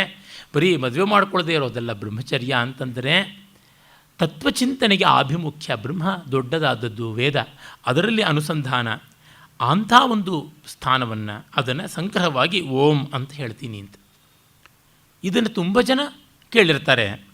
ಆದರೆ ಓಂ ಅಂತಂದರೆ ಒಂದು ವರ್ಣ ಮಾತ್ರ ಅಂತ ಭಾವಿಸಿಕೊಂಡು ಓಂಕಾರ ಜಪ ಆರಂಭ ಮಾಡ್ತಾರೆ. ಅದು ಎಲ್ಲಿವರೆಗೂ ಅಂತಂದರೆ ನಮಗೆ ಜಪ ಮಾಡೋದಕ್ಕೆ ಸುಸ್ತಾಗ್ಬಿಟ್ಟಿದ್ರೂ ಮೆಕ್ಯಾನಿಕಲ್ ಚಾಂಟರ್ನ, ಎಲೆಕ್ಟ್ರಾನಿಕ್ ಚಾಂಟರ್ನ ಮನೆ ಕಡೆ ಆ ಕಾಲಿಂಗ್ ಬೆಲ್ಗೂ ತಗಲಿಸಿಬಿಟ್ಟಿರ್ತಾರೆ. ಮತ್ತು ಪಂಪ್ ಸೆಟ್ಟನ್ನು ಆನ್ ಮಾಡೋದಕ್ಕೆ ಅಂತ ಸಂಪಿಗೆ ಆನ್ ಮಾಡಿದಾಗ ಅಲ್ಲಿ ಕೂಡ ಯಾವಾಗ ಸ್ವಿಚ್ ಆಫ್ ಆಗಬೇಕು ಅಂದರೆ ಓಂ ನಿಂತಾಗ ಆಗಬೇಕು ಅಂತ ಓಂಕಾರ ರಾಮಕೋಟಿ ಥರ ಬರೆಯೋದಕ್ಕೆ ಶುರು ಮಾಡ್ತಾರೆ. ಎಲ್ಲ ಕಡೆಯಲ್ಲೂ ಓಂಕಾರವೇನೆ. ಅದು ಓಂ ಅನ್ನೋದು 3 ಮೈಲುದ್ದ ಹೇಳ್ತಾ ಇರ್ತಾರೆ. ಉಸಿರು ಸಿಕ್ಕೊಂಡು ಬಿದ್ದುಬಿಡೋವರೆಗೂ ಓ ಅಂತ ಗೋಳಿನ ತರಹ ಹೇಳ್ತಾ ಇರ್ತಾರೆ. ಓಂಕಾರ ಓಂಕಾರ ಓಂಕಾರ ಅಂತ. ಮತ್ತು ಆ ಓಂಕಾರವನ್ನು ಚಿತ್ರ ಬರ್ಕೊಳ್ಳೋದು, ಆರತಿ ಎತ್ತೋದು ಎಲ್ಲ ಮಾಡ್ತಾ ಇರ್ತಾರೆ. ಇವ್ಯಾವುದು ತಪ್ಪಲ್ಲ, ಆದರೆ ಇವ್ಯಾವುದರಿಂದಲೂ ಆ ಪರಮಾರ್ಥ ಸಿಗೋಲ್ಲ. ಯಾಕೆಂದರೆ ಓಂಕಾರದ ಅರ್ಥ ಏನು? ಜಾಗ್ರತ್ ಸ್ವಪ್ನ ಸುಷುಪ್ತಿಗಳ ಸಮಾಹಾರವಾಗಿರುವುದು ಓಂಕಾರ ಅಂತ. ಎಚ್ಚರ ಕನಸು ನಿದ್ರೆಗಳಿಗೆ ಅದೊಂದು ಸಂಕೇತ. ಅಕಾರ ಉಕಾರ ಮಕಾರಗಳು ಜಾಗ್ರತ್ ಸ್ವಪ್ನ ಸುಷುಪ್ತಿಗಳ ಸಂಕೇತವಾಗಿರುವಂಥದ್ದು. ಹೀಗಾಗಿ ಅವಸ್ಥಾತ್ರಯ ಮೀಮಾಂಸೆಯ ಸಂಕೇತವಾಗಿರುವ ಓಂಕಾರವನ್ನು ಹಾಗೆ ಚಿಂತನೆ ಮಾಡಿ ಅಂತ ಇರೋದು. ಆದರೆ ಅದನ್ನು ನಾವು ಇಷ್ಟೇ ಆರತಿ ಎತ್ತೋದಕ್ಕೆ ಅಂತ ಮತ್ತೆ ಓ ಅಂತ ಗೂಗಾಡೋದಕ್ಕೆ ಅಂತ ಮಾಡ್ಕೊಂಡು ಬಿಟ್ರೆ ನಾವು ಯಾತಕ್ಕೆ ಮಾಡಿಯೂ ಫಲ ಸಿಗಲಿಲ್ವಲ್ಲ. ಮುಂದೆ ಅಲ್ಲಿ ಬರುತ್ತದೆ ಅವಸ್ಥಾತ್ರಯ ಮೀಮಾಂಸೆ, ನಾನಾಗ ವಿಸ್ತರಿಸ್ತೀನಿ. ಏತದ್ಯೇವಾಕ್ಷರಂ ಬ್ರಹ್ಮ ಏತದ್ಯೇವಾಕ್ಷರಂ ಪರಂ ಏತದ್ಯೇವಾಕ್ಷರಂ ಜ್ಞಾತ್ವಾ ಯೋ ಯದಿಚ್ಛತಿ ತಸ್ಯ ತತ್ ಅಂತ. ಇದೇ ಅಕ್ಷರವಾದದ್ದು ಅವಿನಾಶಿಯಾದ ಬ್ರಹ್ಮ, ಇದೇ ಶ್ರೇಷ್ಠವಾದದ್ದು ಪರತತ್ವ. ಇದನ್ನು ತಿಳ್ಕೊಂಡ್ರೆ ಅವನು ಏನನ್ನು ಬಯಸ್ತಾನೋ ಯದಿಚ್ಛತಿ ತಸ್ಯ ತತ್ ಅದು ಅವನಿಗಾಗುತ್ತದೆ. ಅಂದರೆ ನಾವು ಯಾವುದೋ promotion, increment, gratuity, provident fund, car, ಬಂಗಲೆ ಅಂತನ್ನುವ ಅರ್ಥದಲ್ಲಿ ಅಲ್ಲ. ರಾಗದ್ವೇಷಗಳನ್ನು, ಭಯಶೋಕ ಮೋಹಗಳನ್ನು ಮೀರುವ ಸ್ಥಿತಿ ಅದು ಆಗುತ್ತದೆ ಅನ್ನುವುದಷ್ಟೇ ಅಲ್ಲಿರುವುದು ಬಿಟ್ಟು ಇನ್ನು ಯಾವುದೂ ಪಡ್ಕೊಳ್ತಾನೆ ಅನ್ನುವ ಅರ್ಥದಲ್ಲಿ ಅಲ್ಲ. ಅಂದರೆ ಓಂಕಾರ ಅನ್ನುವುದು ಬ್ರಹ್ಮದ ಉಪಲಕ್ಷಣವಾಗಿ ಬಂದಿದೆ. ಬ್ರಹ್ಮಜ್ಞಾನ ಅವಸ್ಥಾತ್ರಯ ಮೀಮಾಂಸೆಯನ್ನು ಮಾಡುವ ಮೂಲಕವಾಗಿ ಅಧ್ಯಾರೋಪಾಪವಾದ ಕ್ರಮ ಅದೇ ಬಹಳ ಮುಖ್ಯ, ಇನ್ಯಾವುದೂ ಅಲ್ಲ. ಅಂದರೆ ಎಚ್ಚರದಲ್ಲಿರುವ ಈ ಜಗತ್ತು, ಈ ನಾನು ನೀನು ವ್ಯವಹಾರ ಕನಸಿನಲ್ಲಿಯೂ ಇರುವಂಥದ್ದು, ಗಾಢನಿದ್ರೆಯಲ್ಲಿ ಹೇಗೆ ಕರಗಿ ಹೋಯಿತು, ಕನಸಿಗೆ ಮತ್ತೆ ಬಂದಾಗ ಹೇಗೆ ಎಚ್ಚೆತ್ತುಕೊಳ್ತು, ಎಚ್ಚರಕ್ಕೆ ಬಂದಾಗ ಮತ್ತೆಲ್ಲ ಹೇಗೆ ಮುಗಿಬಿದ್ದುವು ನಮ್ಮ ಮೇಲೆ ಅಂತ ಯೋಚನೆ ಮಾಡಿದಾಗ ನಮಗೆ ಗೊತ್ತಾಗುತ್ತದೆ ಇದು ಹೊರಗಿನದು. ವಸ್ತುಸ್ಥಿತಿಯಲ್ಲಿ ನನ್ನ ನೆಮ್ಮದಿ ಆ ಗಾಢ ಸುಷುಪ್ತಿಯಲ್ಲಿಯೇ ಇದ್ದದ್ದು, ಅದು ನಿರುಪಾಧಿಕವಾದ ಸ್ಥಿತಿ ಅಂತ ಗೊತ್ತಾಗುತ್ತದೆ. ಆ ಸ್ಥಿತಿಯನ್ನು ಮಿಕ್ಕ ಎರಡೂ ಅವಸ್ಥೆಗಳಲ್ಲಿ ಕನಸು ಮತ್ತು ಎಚ್ಚರದಲ್ಲಿಯೂ ಇರುವುದು ಹೇಗೆ ಅನ್ನುವುದನ್ನು ಸಂತತವಾಗಿ ಪ್ರಯತ್ನ ಪಡುವುದು. ಅಂದರೆ ಏನು? ಗಾಢ ನಿದ್ರೆಯ ಕಾಲದಲ್ಲಿ ಬೇರೊಂದರ ಚಿಂತೆ ನಮಗಿರೋಲ್ಲ, ಉಸಿರಾಟ ಲಯಬದ್ಧವಾಗಿರುತ್ತದೆ, ಶರೀರ ಸಡಿಲವಾಗಿರುತ್ತದೆ, ಮನಸ್ಸು ಯಾವ ಕೆಟ್ಟದ್ದು ಒಳ್ಳೆಯದು ಅನ್ನೋದರ ಯೋಚನೆಯನ್ನು ಮಾಡ್ತಿರೋದಿಲ್ಲ, ಏನೂ ಬೇಕು ಅಂತನಿಸೋಲ್ಲ. ಆ ಸ್ಥಿತಿಯನ್ನು, ಮುಖ್ಯವಾಗಿ ಏನೂ ಬೇಕು ಅನ್ನಿಸುವ ಸ್ಥಿತಿ ಇಲ್ಲದೇ ಇರುವಿಕೆಯನ್ನು ಎಷ್ಟೆಷ್ಟರ ಮಟ್ಟಿಗೆ ಎಚ್ಚರದಲ್ಲಿ ಇಟ್ಕೊಳ್ಳೋಕೆ ಸಾಧ್ಯವೋ ಅಷ್ಟೆಷ್ಟರ ಮಟ್ಟಿಗೆ ಮೋಕ್ಷ. ಅದನ್ನು ಬಿಟ್ಟು ಓಂಕಾರಕ್ಕೊಂದು ಸೆಷನ್ನು ಅಂತ ಮಾಡಿಕೊಂಡು ಅದಕ್ಕೊಂದು ಜಪಮಣಿ ಅಂತ ಮಾಡಿಕೊಂಡು ಮಾಡ್ತಾ ಬಂದರೆ ಓಂಕಾರ ಅಂತ ಹೇಳ್ಬೋದು, ಅದು ಹೇಳದೇನೂ ಇರ್ಬೋದು. ಈಚೆಗೆ ಹಲವು ವರ್ಷಗಳ ಕೆಳಗೆ, ಸುಮಾರು ಒಂದು 20-22 ವರ್ಷಗಳ ಕೆಳಗೆ ಒಂದು ಸಂಶೋಧನೆ ಮಾಡಿದರು. ಏನಂದರೆ, ಓಂ ಅಂತ ಹೇಳಿದ್ರೆ ಏನು ಧ್ವನಿಯ ತರಂಗಗಳು ಬರ್ತವೆ, ಒನ್ ಅಂತ ಹೇಳಿದ್ರೆ, ಒಂದು ಅಂತ ಹೇಳಿದ್ರು ಅಷ್ಟೇ ಬರುತ್ತದೆ ಅಂತ. ಅದನ್ನು ಕೇಳಿ ಯಾರೂ ಬೇಸರ ಪಟ್ಕೊಂಡು ಸಂಕಟ ಪಡಬೇಕಾಗಿಲ್ಲ. ಆಗ ನನಗನ್ನಿಸಿತ್ತು, ಏನು ಹೀಗಂತ ಇದ್ದಾರಲ್ಲ, ಇದು ಅನ್ಯಾಯವಾ ಇಂಥದ್ದು ಅಂತ. ಆಮೇಲೆ ಯೋಚನೆ ಮಾಡಿದಾಗ ಗೊತ್ತಾಯಿತು, ಓಂಕಾರ ಅನ್ನೋದು ಉಪಲಕ್ಷಣ ಅಷ್ಟೇ. ಪಂಚಾಂಗ ಸುಟ್ಟರೆ ನಕ್ಷತ್ರ ಉದುರೋಗುತ್ತೆ. ಹಾಗಾಗಿ ಓಂಕಾರ ಅನ್ನುವುದು ಈ ಅರ್ಥದಲ್ಲಿದೆ, ಬೇರೆ ಅರ್ಥದಲ್ಲಿ ಅಲ್ಲ. ಓಂಕಾರ ಮತ್ತು ಅಥ ಈ ಎರಡು ಶಬ್ದಗಳು ಬ್ರಹ್ಮ ಮೊದಲಿಗೆ ಬಾಯನ್ನು ತೆಗೆದಾಗ ಆ ಉಚ್ಚಾರಣೆಯಿಂದ ಬಂದಿದ್ದರಿಂದ ಮಾಂಗಲಿಕವಾದವು, ತಸ್ಮಾನ್ ಮಾಂಗಲಿಕಾವುಭವು ಅಂತ ಅನ್ನುವ ಮಾತು ಉಂಟು. ಆ ಓಂಕಾರ ಅನ್ನುವುದನ್ನು ವೇದಗಳ ಸಾರಸರ್ವಸ್ವ ಅಂತ ಈ ಅರ್ಥದಲ್ಲಿ ಹೇಳಿದ್ದಾರೆ, ಮತ್ತಿನ್ಯಾವ ಅರ್ಥದಲ್ಲಿಯೂ ಅಲ್ಲ. ಅದನ್ನು ಇಟ್ಟುಕೊಂಡು ಹೆಂಗಸರು ಓಂಕಾರ ಹೇಳಬೇಕೇ ಹೇಳಬಾರದೆ ಅಂತ ಮಹಾಕೋಲಾಹಲ ನಡೆದಿದೆ. ಎಲ್ಲರೂ ಹೇಳ್ಬೋದು, ಏನು ಹೇಳಿದ್ರೂ ಪ್ರಯೋಜನವಿಲ್ಲ. ಅವಸ್ಥಾತ್ರಯ ಮೀಮಾಂಸೆಯನ್ನು ಮಾಡಿಕೊಳ್ಳಬೇಕು. ಅಂದರೆ ಅಧ್ಯಾರೋಪಾಪವಾದದ ಯುಕ್ತಿ ಬೇಕು. ಅದು ಇಲ್ಲವಾದರೆ ಇದಕ್ಕೆ ಯಾವ ಬೆಲೆಯೂ ಬರೋದಿಲ್ಲ ಅಂತ.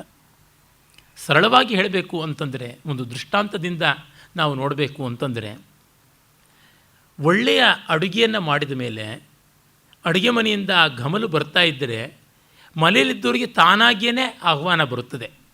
ಅವರು ಅಡುಗೆ ಮನೆಯವರೆಗೂ ಬಂದು ಇನ್ಯಾರೋ ಬನ್ನಿ ತಿಂಡಿ ಆಗಿದೆ, ಕಾಫಿ ಆಗಿದೆ ಅಂತ ಕರಿಬೇಕಾಗಿಲ್ಲ. ಆ ಹೊತ್ತಾಗಿದ್ದರೆ, ಆ ರುಚಿ ಇದ್ದರೆ, ಆ ಪರಿಮಳ ಇದ್ದರೆ ತಾನಾಗಿಯೇ ಬರುತ್ತದೆ, ಜನ ಬರ್ತಾರೆ. ಆ ರೀತಿಯಲ್ಲಿ ಇದು ಸಿದ್ಧವಾದರೆ ಅದು ಸಾಧ್ಯವಾಗುತ್ತದೆ.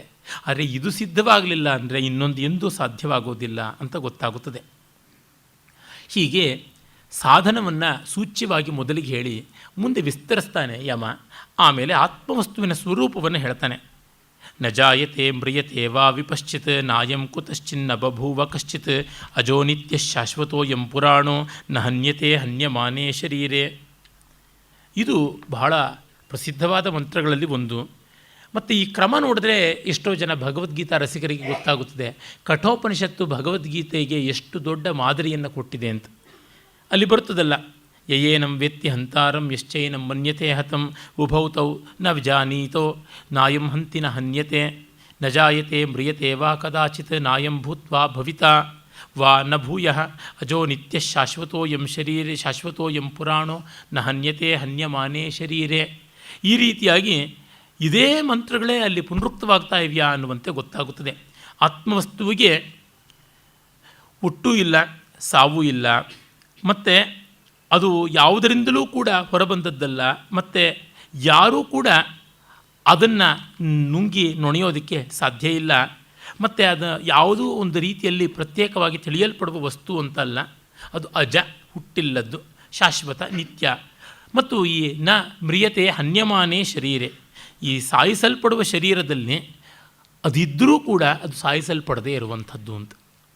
ಆತ್ಮದ ನಿತ್ಯತ್ವದ ಬಗೆಗೆ ಭಗವದ್ಗೀತೆಯ ಸಾಂಖ್ಯಯೋಗದಲ್ಲಿ ಮೊದಲು ಕೃಷ್ಣ ಆರಂಭ ಮಾಡ್ತಾನೆ ಅರ್ಜುನನಿಗೆ ಉಪದೇಶವನ್ನು.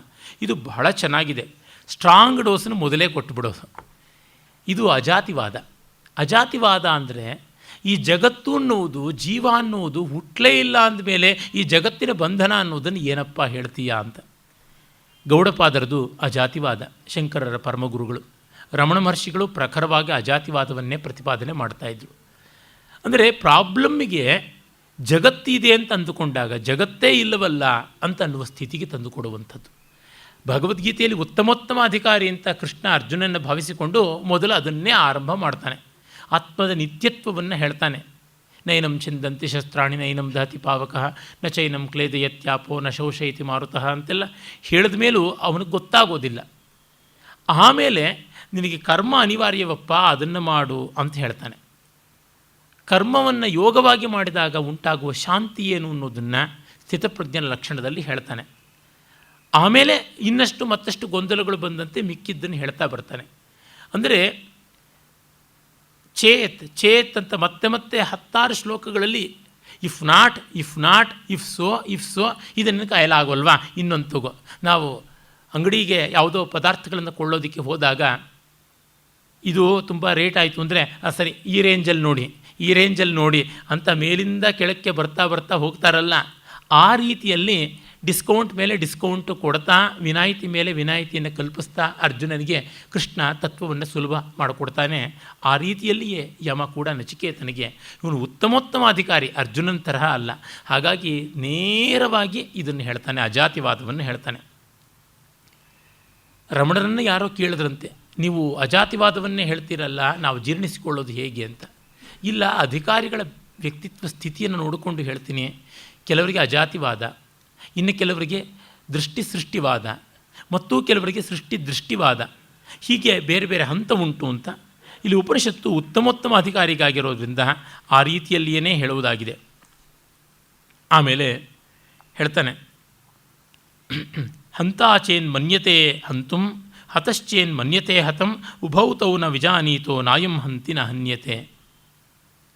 ಇದು ಭಗವದ್ಗೀತೆಯ ಮಾತುಗಳದೇ ಸಂವಾದ ಎನ್ನುವಂತೆ ಕಾಣಿಸುತ್ತದೆ. ಯಯೇನಂ ವೇತ್ತಿ ಹಂತಾರಂ ಯಶ್ಚೈನಂ ಮನ್ಯತೆ ಹತಂ ಉಭೌತೌ ನ ವಿಜಾನೀತೋ ನಾಯಂ ಹಂತಿ ನ ಹನ್ಯತೆ. ಇದೇ ಉಪನಿಷತ್ತಿನ ಮಾತೇ ಉತ್ತರಾರ್ಥವಾಗಿ ಗೀತೆಯಲ್ಲಿ ಬಂದಿದೆ.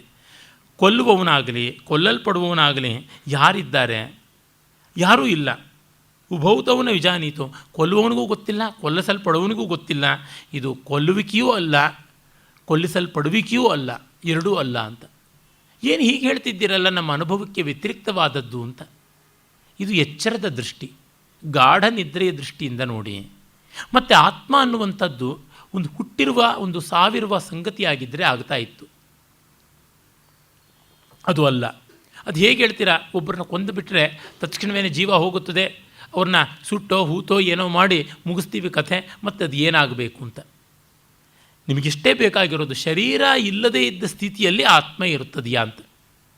ಇದನ್ನೇ ಇಟ್ಟುಕೊಂಡು ಪುನರ್ಜನ್ಮಗಳು ಅಂತ ಬೇಕಾದಷ್ಟು ಬೇಡದಷ್ಟು ಕೋಲಾಹಲವನ್ನು, ಗ್ರಂಥಜಾಲವನ್ನು, ಭ್ರಮಜಾಲವನ್ನು ನಿರ್ಮಿಸಿದ್ದಾರೆ. ನೀವು ನೋಡಿಯೇ ಇರ್ತೀರ ಅಂಗಡಿಗಳಲ್ಲಿ, ಮಾರುಕಟ್ಟೆಗಳಲ್ಲಿ ಈ ಪುನರ್ಜನ್ಮಾದಿಗಳ ಬಗ್ಗೆ ಪುಸ್ತಕಗಳು, ಹಾಗೆ ಟಿ ವಿ ಚಾನೆಲ್ಗಳಲ್ಲಿ ಎಲ್ಲ. ಸರಳವಾಗಿ ನಾವೇ ಯೋಚನೆ ಮಾಡಿದ್ರೆ ಗೊತ್ತಾಗುತ್ತದೆ. ಪುನರ್ಜನ್ಮಾದಿಗಳ ಸಾಕ್ಷ್ಯವೂ ಬೇಡ. ಗಾಢ ನಿದ್ರೆಯಲ್ಲಿಯೂ ನಾವಿದ್ದಿದ್ವಿ, ಹಾಗಾಗಿಯೇ ಎಚ್ಚರಗೊಳ್ತೀವಿ. ಎಚ್ಚರಗೊಂಡಾಗ ನಿದ್ರೆ ಕಾಲದಲ್ಲಿ ನಮಗೆ ಏನಿತ್ತು ಅನ್ನೋದು ಗೊತ್ತಿಲ್ಲ, ಏನೂ ಇರಲಿಲ್ಲ ಅಂತೀವಿ. ನಾನಲ್ಲದೆ ಏನೂ ಇಲ್ಲದೇ ಇದ್ದಿದ್ದರಿಂದಲೇ ಆ ಏನೂ ಇರಲಿಲ್ಲ, ಇಲ್ಲದೇ ಇದ್ದರೆ ನಮಗದು ಹೇಳೋಕ್ಕಾಗ್ತಿರಲಿಲ್ಲ. ಹಾಗಾಗಿ ಗಾಢ ನಿದ್ರೆಯಲ್ಲಿ ಆನಂದ ಒಂದೇ ಇತ್ತು, ಅದನ್ನು ಬಿಟ್ಟು ಮತ್ತಾವುದೂ ಇರಲಿಲ್ಲ. ಆ ಆನಂದವೇ ನಮ್ಮ ಸ್ವರೂಪ. ಹಾಗಾಗಿ ದೇಹಭಾವ ಇಲ್ಲದೇ ಇದ್ದಾಗಲೂ ಆನಂದ ಇದ್ದಿದ್ದರಿಂದಲೇ ಆತ್ಮ ಇತ್ತು ಅಂತ ಗೊತ್ತಾಗುತ್ತದೆ. ಯಾಕೆ? ಆತ್ಮ ಆನಂದವಾದದ್ದು, ಆತ್ಮಜ್ಞಾನವಾದದ್ದು, ಆತ್ಮಸತ್ಯವಾದದ್ದು, ಸಚ್ಚಿದಾನಂದ ಘನ ಅನ್ನುವಂಥದ್ದು ಉಪನಿಷತ್ತಿನ ತಾತ್ಪರ್ಯ. ಆಮೇಲೆ ಈ ಒಂದು ಆತ್ಮಕ್ಕೆ, ಆತ್ಮದರ್ಶನಕ್ಕೆ ಸಾಧನ ಹೇಗೆ ಅನ್ನುವುದನ್ನು ಮುಂದೆ ತಿಳಿಸ್ತಾನೆ. ಇದರ ಸ್ವರೂಪವನ್ನು ಮತ್ತಷ್ಟು ನಿಚ್ಚಳ ಮಾಡಿಕೊಡ್ತಾನೆ. ಅಣೋರಣೀಯಾನ್ ಮಹತೋ ಮಹೀಯಾನ್ ಆತ್ಮಸ್ಯ ಜಂತೋರ್ ನಿಹಿತೋ ಗುಹಾಯಾಂ ತಮಃಕ್ರತು ಪಶ್ಯತಿ ವೀತಶೋಕೋ ಧಾತು ಪ್ರಸಾದಾನ್ ಮಹಿಮಾನಮಾತ್ಮನಃ. ಇದು ಅಣುವಿಗಿಂತ ಅಣು, ಮಹತ್ತಿಗಿಂತ ಮಹತ್ತಾದದ್ದು. ಮತ್ತು ಜಂತೋ ನಿಹಿತ ಗುಹಾಯಾಮ್, ಜೀವರಾಶಿಗಳ ನಾನೆಂಬ ಭಾವದಲ್ಲಿ, ಅದಕ್ಕೆ ಸಾಂಕೇತಿಕವಾಗಿ ಹೃದಯ ಅಂತಂದಿದ್ದಷ್ಟೆ. ಮತ್ತು ಅದು ಎಂಥದ್ದು? ತಮಕ್ರತು ಪಶ್ಯತಿ ವೀತಶೋಕ ತಮ್ ಅಕ್ರತು, ಅಂದರೆ ಕಾಮದ ಸೋಂಕು, ಬಯಕೆಗಳ ಸೋಂಕಿಲ್ಲದೆ ಇದ್ದವನು ಪಶ್ಯತಿ, ನೋಡ್ತಾನೆ. ವೀತಶೋಕ, ಶೋಕ ಇಲ್ಲದಂತೆ ಆಗ್ತಾನೆ.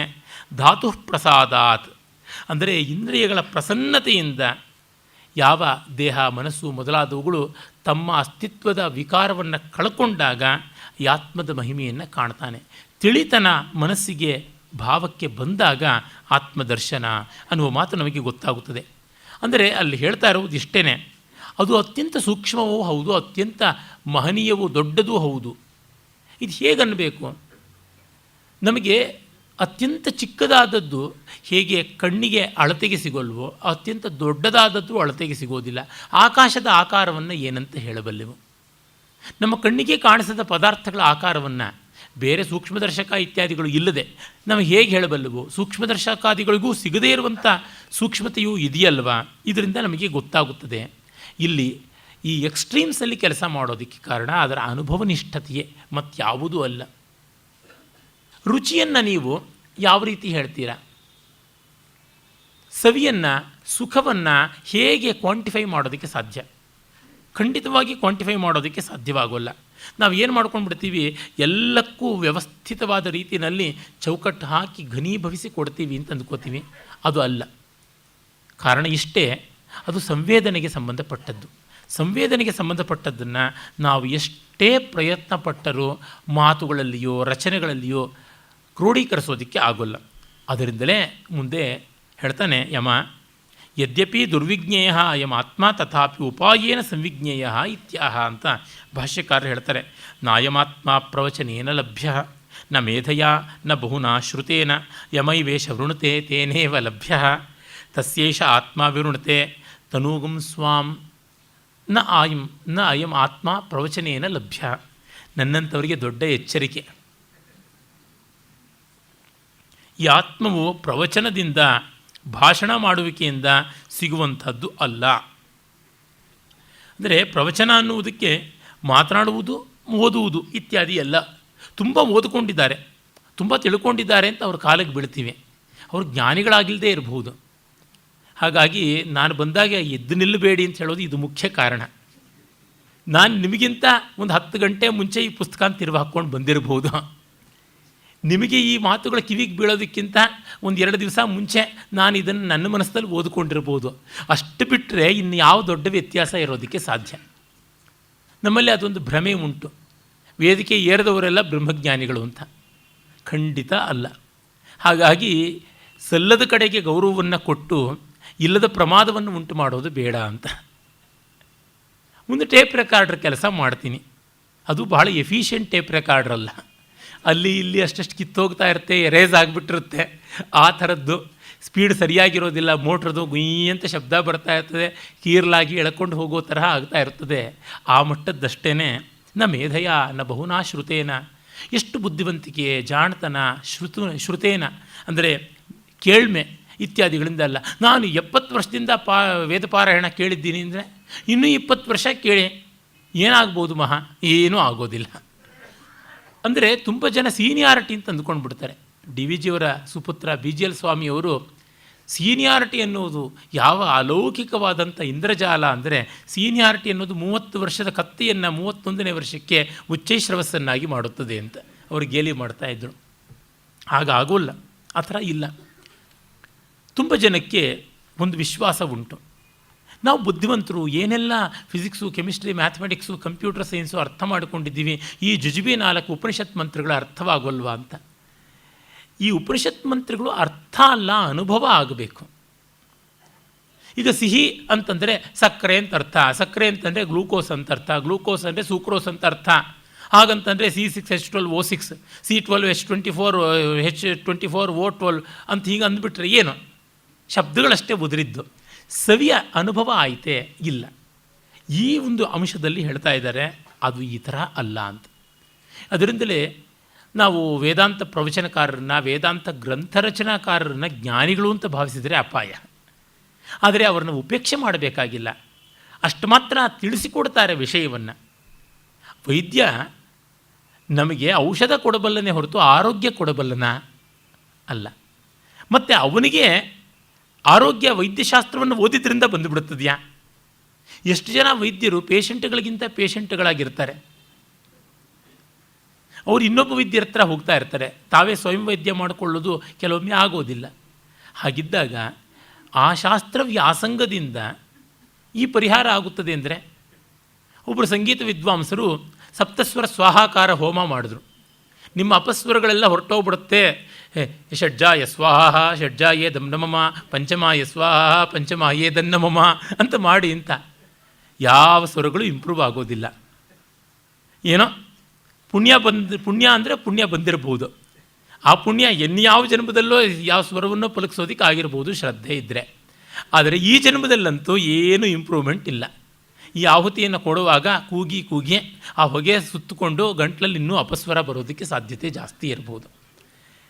ಹಾಗಾಗಿ ತಂಬೂರಿಗೆ ಶ್ರುತಿ ಹಚ್ಚಿ, ತಂಬೂರಿಯ ದಂಡಿಗೆ ಬುರುಡೆಗೆ ಕಿವಿ ಇಟ್ಟು ನಿರಂತರವಾಗಿ ಸಾಪಾಸಗಳನ್ನು ಕೇಳ್ತಾ ಕೇಳ್ತಾ ನಮ್ಮ ತನುನಲ್ಲಿ ಕಣಕಣದಲ್ಲಿ ಆ ಒಂದು ಶ್ರುತಿಯನ್ನು ಸಾಧನೆ ಮಾಡಿಕೊಂಡ್ರೆ ಆಗ ಸುಸ್ವರ ಬಂದೀತು. ಹೀಗಾಗಿ ಆ ಏರಿಯಾದಲ್ಲಿ ಅದನ್ನು ಮಾಡದೆ ಇನ್ಯಾವುದೋ ಏರಿಯಾದಲ್ಲಿ ಮಾಡಿದ್ರೆ ಏನು ಬಂತು ಪ್ರಯೋಜನ?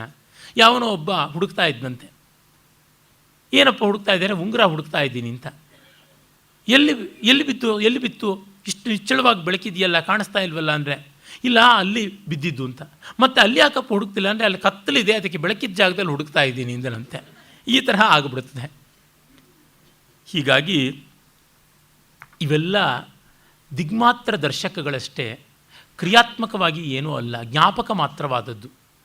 ಶಾಸ್ತ್ರಂ ಕೇವಲಂ ಜ್ಞಾಪಕಂ ನತು ಕಾರಕಂ ಇತಿ ಸ್ಥಿತಿ ಅಂತಂದ್ರಲ್ಲ, ಅದರಿಂದ ಯಮೈವೇಶ ವೃಣತೆ ತೇನೇವ ಲಭ್ಯ.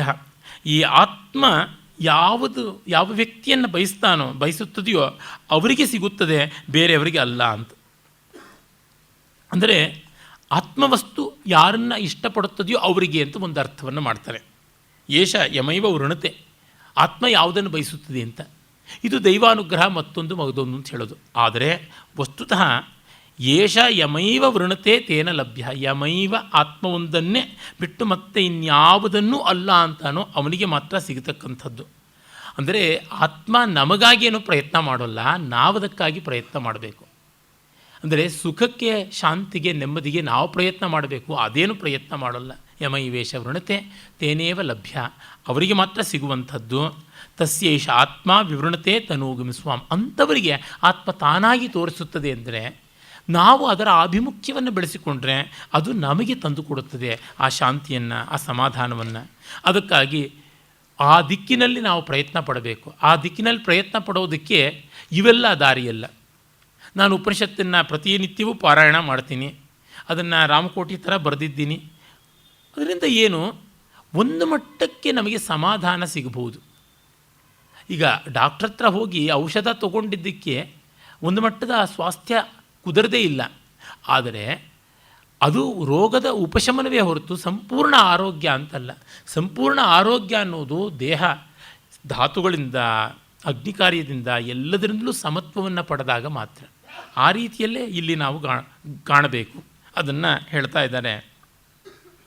ಆಮೇಲೆ ಆ ಒಂದು ಆತ್ಮತತ್ವವನ್ನು ಕುರಿತು ಮತ್ತಷ್ಟು ಇನ್ನಷ್ಟು ವಿಸ್ತೃತವಾಗಿ ಮುಂದಕ್ಕೆ ಹೊರಡ್ತಾರೆ. ಆಗ ನಾವು ಮೂರನೇ ವಲ್ಲಿಗೆ ಬರ್ತೀವಿ. ಋತಂ ಪಿಬಂತೌ ಸುಕೃತಸ್ಯ ಲೋಕೆ ಗುಹಾಂ ಪ್ರವಿಷ್ಟೌ ಪರಮೇ ಪರಾರ್ಥೆ ಛಾಯಾತಪೌ ಬ್ರಹ್ಮವಿದೋ ವದಂತಿ ಪಂಚಾಜ್ಞಯೋ ಯೇ ಚ ತ್ರಿನಾಚಿಕೇತಾಃ. ಒಂದು ಅದ್ಭುತವಾದಂತಹ ಮಂತ್ರ ರೂಪಕವಾಗಿ ಇದೆ. ಏನೆಂದರೆ, ಋತಂ ಪಿಬಂತೌ, ಸುಕೃತದ ಪುಣ್ಯದ ಫಲಗಳನ್ನು ಹೀರ್ತಾ ಇರತಕ್ಕಂತಹ ಇಬ್ಬರಿದ್ದಾರೆ, ಅವರಿಬ್ಬರು ಪ್ರವೇಶ ಮಾಡಿದ್ದಾರೆ ಅಂತ. ಅಂದರೆ ಜೀವಾತ್ಮ ಪರಮಾತ್ಮ ಅಂತ ಅನ್ನುವ ಅರ್ಥ. ದ್ವಾಸುಪರ್ಣ ಸೈಜ ಸಖಾಯು ಅಂತ ಮುಂಡಕದಲ್ಲಿ ಬರುವುದು, ಅದೇ ವೇದದಲ್ಲಿರುವಂಥದ್ದು. ಋಗ್ವೇದದ ಪ್ರಸಿದ್ಧವಾದ ನಾಸದೀಯವಲ್ಲ ಅಸ್ಯವಾಮೀಯ ಸೂಕ್ತದಲ್ಲಿ ಬರುವಂಥದ್ದು. ಅದು ಇಲ್ಲಿ ನಮಗೆ ಸಿಗುವಂಥದ್ದು. ಅಂದರೆ ಏನು, ಬಿಸಿಲು ನೆರಳುಗಳು ಛಾಯಾ ಆತಪವು ಇದ್ದಂತೆ ಅವು ಉಂಟು. ಅಂದರೆ ಬ್ರಹ್ಮವು ಬೆಳಕು, ಅದರ ನೆರಳು ಜೀವ ಅನ್ನುವಂತೆ ಉಂಟು. ಇದನ್ನು ಬ್ರಹ್ಮಜ್ಞಾನಿಗಳು ಹೇಳ್ತಾರೆ. ಮತ್ತು ಪಂಚಾಗ್ನಿಗಳನ್ನು ಚಯನ ಮಾಡಿಕೊಂಡವರು ಯಾರಿದ್ದಾರೆ ಅವರಿಗೆ ಅದು ಗೊತ್ತಾಗುತ್ತದೆ. ಈ ಪಂಚಾಗ್ನಿಗಳು ಅನ್ನೋದಕ್ಕೆ ಭಾಷ್ಯಕಾರರು ಒಂದು ಸಂಕೇತವನ್ನು ಹೇಳ್ತಾರೆ. ಅದು ಏನಂತಂದರೆ, ಆ ಪಂಚಾಗ್ನಿಗಳು ಅಂತನ್ನುವ ಮೂಲಕವಾಗಿ ಗೃಹಸ್ಥರು ಯಾವ ನಿತ್ಯದ ಅಗ್ನಿಹೋತ್ರಾದಿಗಳನ್ನು ಮಾಡ್ತಾರಲ್ಲ, ಪಂಚಮಹಾ ಯಜ್ಞಗಳು ಅನ್ನುವ ರೂಪದಲ್ಲಿ, ಅದನ್ನು ಕುರಿತು ಯಾರು ಇಟ್ಟುಕೊಂಡಿದ್ದಾರೆ ಅವರು. ಮತ್ತು ನಾಚಿಕೇತಾಗ್ನಿಯನ್ನು ತ್ರಿನಾಚಿಕೇತಾಹ ಅಂತಂದರೆ ಪ್ರಾತಃಸವನ, ಮಾಧ್ಯಂದಿನ ಸವನ, ಸಾಯಂ ಸವನ ಅಂತ ಈ ಕರ್ಮಕಾಂಡವನ್ನು ಯಾರು ಮಾಡಿಕೊಂಡಿದ್ದಾನೆ ಇವರೆಲ್ಲರೂ ಹೇಳ್ತಾರೆ, ಈ ರೀತಿಯಾಗಿ ಪರಮ ಪ್ರಿಯವಾದ ಆನಂದ ಸ್ವರೂಪವನ್ನು ಈ ಜೀವ ಬ್ರಹ್ಮರುಗಳು ಹೊಂದುತ್ತಾರೆ ಅಂತ. ಜೀವ ಹೊಂದುವುದು ಆಂಶಿಕವಾದದ್ದು, ಬ್ರಹ್ಮದ್ದು ಪೂರ್ಣವಾದದ್ದು. ಜೀವ ಬ್ರಹ್ಮವಾದಾಗಲೇ ಅದಕ್ಕೆ ಪೂರ್ಣತೆ ಬರುವಂಥದ್ದು, ಮತ್ತಿನ್ಯಾವಾಗಲೂ ಅಲ್ಲ. ಹೀಗೆ ಒಂದು ಸಂಕೇತ ಉಂಟು. ಅದನ್ನು ನಾವು ಪಡ್ಕೊಳ್ಳೋದಕ್ಕೆ ದೇಹಿ ಅನ್ನುವ ಭಾವವನ್ನು ಇಟ್ಟುಕೊಳ್ಬೇಕು. ಅದನ್ನು ಮುಂದೆ ಹೇಳ್ತಾರೆ. ಆತ್ಮಾನಂ ರಥಿನಂ ವಿದ್ಧಿ ಶರೀರಂ ರಥಮೇವತು ಬುದ್ಧಿಂ ತು ಸಾರಥಿಂ ವಿದ್ಧಿ ಮನಃ ಪ್ರಗ್ರಹಮೇವ ಚ. ಆಗಷ್ಟೇ ರಾಮಸ್ವಾಮಿಯವರು ಬಹಳ ಸೊಗಸಾದ ಈ ರಥರೂಪಕವನ್ನು ಹೇಳಿದರು. ಬೌದ್ಧ ಗ್ರಂಥಗಳಲ್ಲಿ ಇದನ್ನು ಸ್ವೀಕರಿಸಿದ್ದಾರೆ. ಭಗವದ್ಗೀತೆಯ ಒಂದು ಪಾಠ ಉಂಟು, 745 ಶ್ಲೋಕಗಳ ಪಾಠ. ಅಲ್ಲಿ ಕೂಡ ಕಠೋಪನಿಷತ್ತಿನ ಹಲವು ಮಂತ್ರಗಳು ಬರ್ತವೆ. ಅಂಥದ್ರೊಳಗೆ ಇದು ಕೂಡ ಒಂದಾಗಿದೆ. ಅಭಿನವ್ ಗುಪ್ತ ಬರೆದಂತಹ ಭಗವದ್ಗೀತೆಯ ವಿವೃತಿ ಯಾವುದುಂಟು ಆ ಪಾಠದಲ್ಲಿ ಇದೆಲ್ಲ ಕಾಣಿಸುತ್ತದೆ. ಇರಲಿ, ಆದರೆ ತುಂಬ ಸುಂದರವಾದಂಥದ್ದು. ಈ ಬ್ರಹ್ಮವಸ್ತುಗೆ ಮೊದಲೇ ಹೇಳಿದ್ದಾರೆ ಅದು ಎಷ್ಟು ಮಿಗಿಲಾದದ್ದು ಏನು ಅಂತಂದರೆ ದೇಹಾತಿರಿಕ್ತವಾದದ್ದು ಅಂತ. ಯಸ್ಯ ಬ್ರಹ್ಮಚ ಕ್ಷತ್ರಂಚ ಉಭೇ ಭವತ ಓದನಃ. ಎಲ್ಲಿ ಬ್ರಾಹ್ಮ ಮತ್ತು ಕ್ಷಾತ್ರ ಎರಡೂ ಅನ್ನ ಆಗಿಬಿಡುತ್ತದೆಯೋ ಬ್ರಹ್ಮಕ್ಕೆ, ಅಂದರೆ ಮೃತ್ಯುವಿಗೆ ಮೃತ್ಯುವಾಗಿ ನಮ್ಮ ಯಾವ ಇಂಟೆಲೆಕ್ಚುವಲ್ ಆ್ಯಂಡ್ ಇಂಡಸ್ಟ್ರಿಯಲ್ ಫ್ಯಾಕಲ್ಟಿ ಅಂತ ಕರಿತೀವಲ್ಲ, ಯಾವುದು ಜ್ಞಾನಾತ್ಮಕವಾದ ಮತ್ತು ಕ್ರಿಯಾತ್ಮಕವಾದ ವ್ಯವಸ್ಥೆ ಅದು ಬ್ರಹ್ಮಕ್ಷತ್ರ. ಅದೆಲ್ಲವೂ ಅನ್ನ ಅನ್ನುವಂತೆ ತಿನ್ನುತ್ತದೆ. ಮೃತ್ಯುರ್ಯಸ್ಯೋಪಸೇಚನಂ. ಇನ್ನು ಮೃತ್ಯುವೂ ಕೂಡ ಯಾರಿಗೆ ಮೊಸರನ್ನಕ್ಕೆ ಉಪ್ಪಿನಕಾಯಿ ಮಟ್ಟಕ್ಕೆ ಬರುತ್ತದೆಯೋ ಕೈತ್ಥ ವೇದ ಯತ್ರ ಸಹ. ಇಂಥ ಬ್ರಹ್ಮವಸ್ತುವನ್ನು ಎಲ್ಲಿ ಕಾಣೋದಕ್ಕೆ ಸಾಧ್ಯ ಅಂತನ್ನುವ ಉದ್ಗಾರವನ್ನು ಉಪನಿಷತ್ತು ಮೊದಲೇ ಮಾಡಿದೆ. ಅಂದರೆ ನಾವು ಭಾವಿಸುವ ಬುದ್ಧಿಶಕ್ತಿಯ ಪಾರಮ್ಯ ಮತ್ತು ಕ್ರಿಯಾಶಕ್ತಿಯ ಪಾರಮ್ಯ ಇವನ್ನೂ ಮೀರಿರುವಂಥದ್ದು ಮತ್ತು ನಾವು ಎಲ್ಲಕ್ಕೂ ಕೊನೆ ಅಂತ ಭಾವಿಸಿರುವ ಮೃತ್ಯುವನ್ನೂ ಮೀರಿರುವಂಥದ್ದು ಬ್ರಹ್ಮವಸ್ತು. ಅದು ಆತ್ಮವಸ್ತು. ಈ ಆತ್ಮ ದೇಹಕ್ಕಿಂತ ಮಿಗಿಲಾದದ್ದು. ದೇಹಕ್ಕೆ ಆತ್ಮ ಅಂಟಿಕೊಂಡಾಗ ಜೀವ, ದೇಹಕ್ಕೆ ನಾನು ಅಂಟದವನು ಅಂದುಕೊಂಡಾಗ ಬ್ರಹ್ಮ. ಆ ಅರ್ಥದಲ್ಲಿ ಆತ್ಮಾನಂ ರಥಿನಂ ವಿದ್ಧಿ ಅನ್ನುವ ಮಂತ್ರವನ್ನು ಕಾಣಬೇಕು. ದೇಹ ಅನ್ನುವಂಥದ್ದು ರಥ. ಇನ್ನು ಆತ್ಮ ರಥಿಕ, ಅಲ್ಲಿರುವ ರಥದ ಪ್ರಯಾಣಿಕ. ಶರೀರ ರಥವಾದ ಮೇಲೆ ಬುದ್ಧಿ ಸಾರಥಿ. ಇನ್ನು ಮನಃ ಪ್ರಗ್ರಹಮೇವಚ, ಮನಸ್ಸು ಕಡಿವಾಣ ಅಂತ. ಇಂದ್ರಿಯಾಣಿ ಹಯಾನ್ಯಾಹು. ಇಂದ್ರಿಯಗಳು ಪಂಚ, ಜ್ಞಾನೇಂದ್ರಿಯ ಕರ್ಮೇಂದ್ರಿಯಗಳು 10 ಅಂತ ಏನು ಹೇಳ್ತಾರೆ ಅವೆಲ್ಲವೂ ಕೂಡ ಕುದುರೆಗಳು. ವಿಷಯಾಂಸ್ತೇಷು ಗೋಚರಾನ್. ಮತ್ತು ಅವುಗಳ ಮಾರ್ಗ ಯಾವುದು ಅಂತಂದರೆ ವಿಷಯಗಳೇ ಅವುಗಳಿಗೆ ಮಾರ್ಗ ಅಂತ. ಗೋಚರ ಅಂತಂದರೆ ಮಾರ್ಗ ಅಂತ. ಅವುಗಳು ಚರಿಸ್ತಕ್ಕಂಥ ದಾರಿ, ಅವುಗಳಿಗೆ ನೋಡುವಿಕೆ, ಕಾಣಿಕೆ, ಕಾಣುವುದು ಹೇಗೆ. ಇಂದ್ರಿಯಗಳು ಎಲ್ಲಿ ಓಡುತ್ತವೆ, ವಿಷಯಗಳೆಲ್ಲಿವೆ ಅವು ಅಲ್ಲಿಗೆ ಓಡುತ್ತವೆ. ಕಣ್ಣು ಓಡುವುದು ದೃಶ್ಯದ ಕಡೆಗೆ, ಕಿವಿ ಓಡುವುದು ಶಬ್ದದ ಕಡೆಗೆ. ಹೀಗಾಗಿ ಆಯಾ ದಾರಿಗಳಲ್ಲಿ ಓಡ್ತಾ ಇವೆ. ಇಲ್ಲಿ ಒಂದು ಸ್ವಾರಸ್ಯ ಇದೆ. ಕುದುರೆಗಳು ಗುರಿಯನ್ನು ತಲುಪಬೇಕು ಅಂದರೆ ಒಂದೇ ದಿಕ್ಕಿನಲ್ಲಿ ಓಡಬೇಕು. ಈ ಇಂದ್ರಿಯಗಳೆಂಬ ಅಶ್ವಗಳು ಒಂದೊಂದು ದಿಕ್ಕಿನಲ್ಲಿ ಓಡ್ತಾ ಇವೆ. ಹೀಗಿದ್ದಾಗ ನಮಗೆ ಗಮ್ಯ ಹೇಗೆ? ಇದ್ದಲ್ಲಿ ಇರೋಕ್ಕಾಗದೆ ಮೂರಾ ಬಟ್ಟೆ ಆಗಿಬಿಡ್ತೀವಿ. ಅದರಿಂದ ಆಯಾ ಇಂದ್ರಿಯಗಳ ಪ್ರವೃತ್ತಿಯನ್ನು ಅತ್ತ ಕಡೆಯಿಂದ ಹೋಗದಂತೆ ತಿರುಗಿಸಬೇಕು ಅಂತಂದಿದ್ದು. ಆ ಮಟ್ಟಕ್ಕೆ ಅವುಗಳನ್ನು ಪ್ರತಿರೋಧ ಮಾಡಬೇಕು. ಗಾಢನಿದ್ರೆಯಲ್ಲಿ ಇದು ತನ್ನಂತೆ ತಾನಾಗುತ್ತದೆ. ಗಾಢನಿದ್ರೆಯಲ್ಲಿ ಕಣ್ಣು ದೃಶ್ಯವನ್ನು ಕುರಿತು ಓಡೋಲ್ಲ, ಕಿವಿ ಶಬ್ದವನ್ನು ಕುರಿತು ಓಡೋಲ್ಲ, ನಾಲಿಗೆಯ ರಸವನ್ನು ಕುರಿತು ಓಡೋಲ್ಲ, ಮೂಗು ಗಂಧವನ್ನು ಕುರಿತು ಓಡೋದಿಲ್ಲ. ಹೀಗೆ ಓಡದೇ ಇದ್ದಾಗ ಆತ್ಮವಸ್ತು ತನ್ನಂತೆ ತಾನೇ ಸಿಗುತ್ತದೆ. ಯಾಕೆಂದರೆ ಕುದುರೆಗಳು ದಿಕ್ಕಾಪಾಲಾಗದೆ ವ್ಯವಸ್ಥಿತವಾದ ರೀತಿಯಲ್ಲಿ ನಡೆಯುತ್ತವೆ. ಅದು ಆನಂದವನ್ನೇ ಕಂಡುಕೊಳ್ಳುತ್ತವೆ ಅಂತನ್ನುವಂಥದ್ದು. ಆತ್ಮೇಂದ್ರಿಯ ಮನೋಯುಕ್ತಂ ಭೋಕ್ತೇತ್ಯಾಹುರ್ಮನೀಷಿಣಃ. ಹೀಗಾಗಿ ಈ ವ್ಯಕ್ತಿ ಆತ್ಮ ಇಂದ್ರಿಯ ಮನೋಯುಕ್ತವಾದವನು ಭೋಕ್ತ ಅಂತ ಜೀವ. ಅಂದರೆ ಆತ್ಮ ಇಲ್ಲದೆ ಜಗತ್ತೇ ಇಲ್ಲ, ಯಾವುದೂ ಇಲ್ಲ. ಹಾಗಾಗಿ ಅದು ಬೇಸ್. ಆಮೇಲೆ ಅದರ ಮೇಲೆ ಆರೋಪವಾದಂಥದ್ದು ಇಂದ್ರಿಯಗಳು, ಅದರೊಳಗೆ ಒಂದು ಅಂತರಿಂದ್ರಿಯವಾದ ಮನಸ್ಸು. ಅಂದರೆ ಕರ್ತೃತ್ವ ಭೋಕ್ತೃತ್ವವು ಬಂದು ಕಾಡುವಂಥದ್ದು ಜೀವನಿಗಲ್ಲದೆ ಪರಮನಿಗೆ ಅಲ್ಲ. ಅಂದರೆ ಏನರ್ಥ?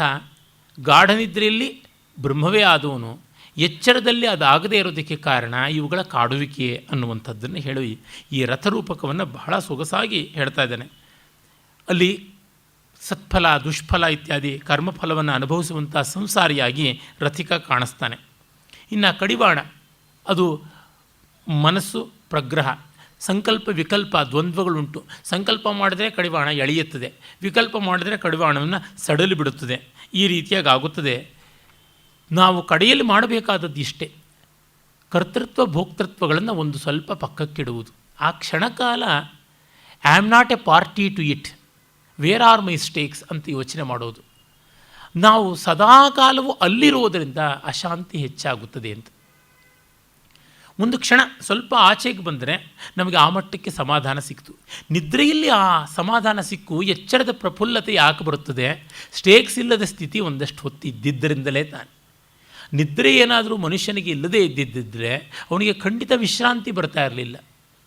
ವಿಶ್ರಾಂತಿ ಇಲ್ಲದೇ ಇದ್ದ ಮೇಲೆ ಮಿಕ್ಕ ಜಗತ್ತಿನಲ್ಲಿ ತೊಡಗಿಕೊಳ್ಳುವಂತಹ ಶಕ್ತಿ ಇರ್ತಾ ಇರಲಿಲ್ಲ.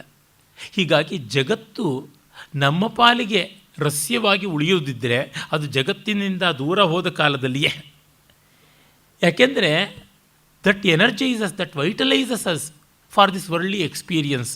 ಇದು ಬಹಳ ಸುಂದರವಾಗಿ ಉಪನಿಷತ್ತು ಹೇಳ್ತಾ ಇದೆ. ಆಮೇಲೆ ಯಾವನಿಗೆ ಈ ತಿಳುವಳಿಕೆ ಉಂಟು, ಎಷ್ಟು ವಿಜ್ಞಾನವಾನ್ ಭವತಿ ಸಮನಸ್ಕಃ ಸದಾ ಶುಚಿ ಸತು ತತ್ಪದಮಾಪ್ನೋತಿ ಯಸ್ಮಾತ್ ಭೂಯೋ ನ ಜಾಯತೆ.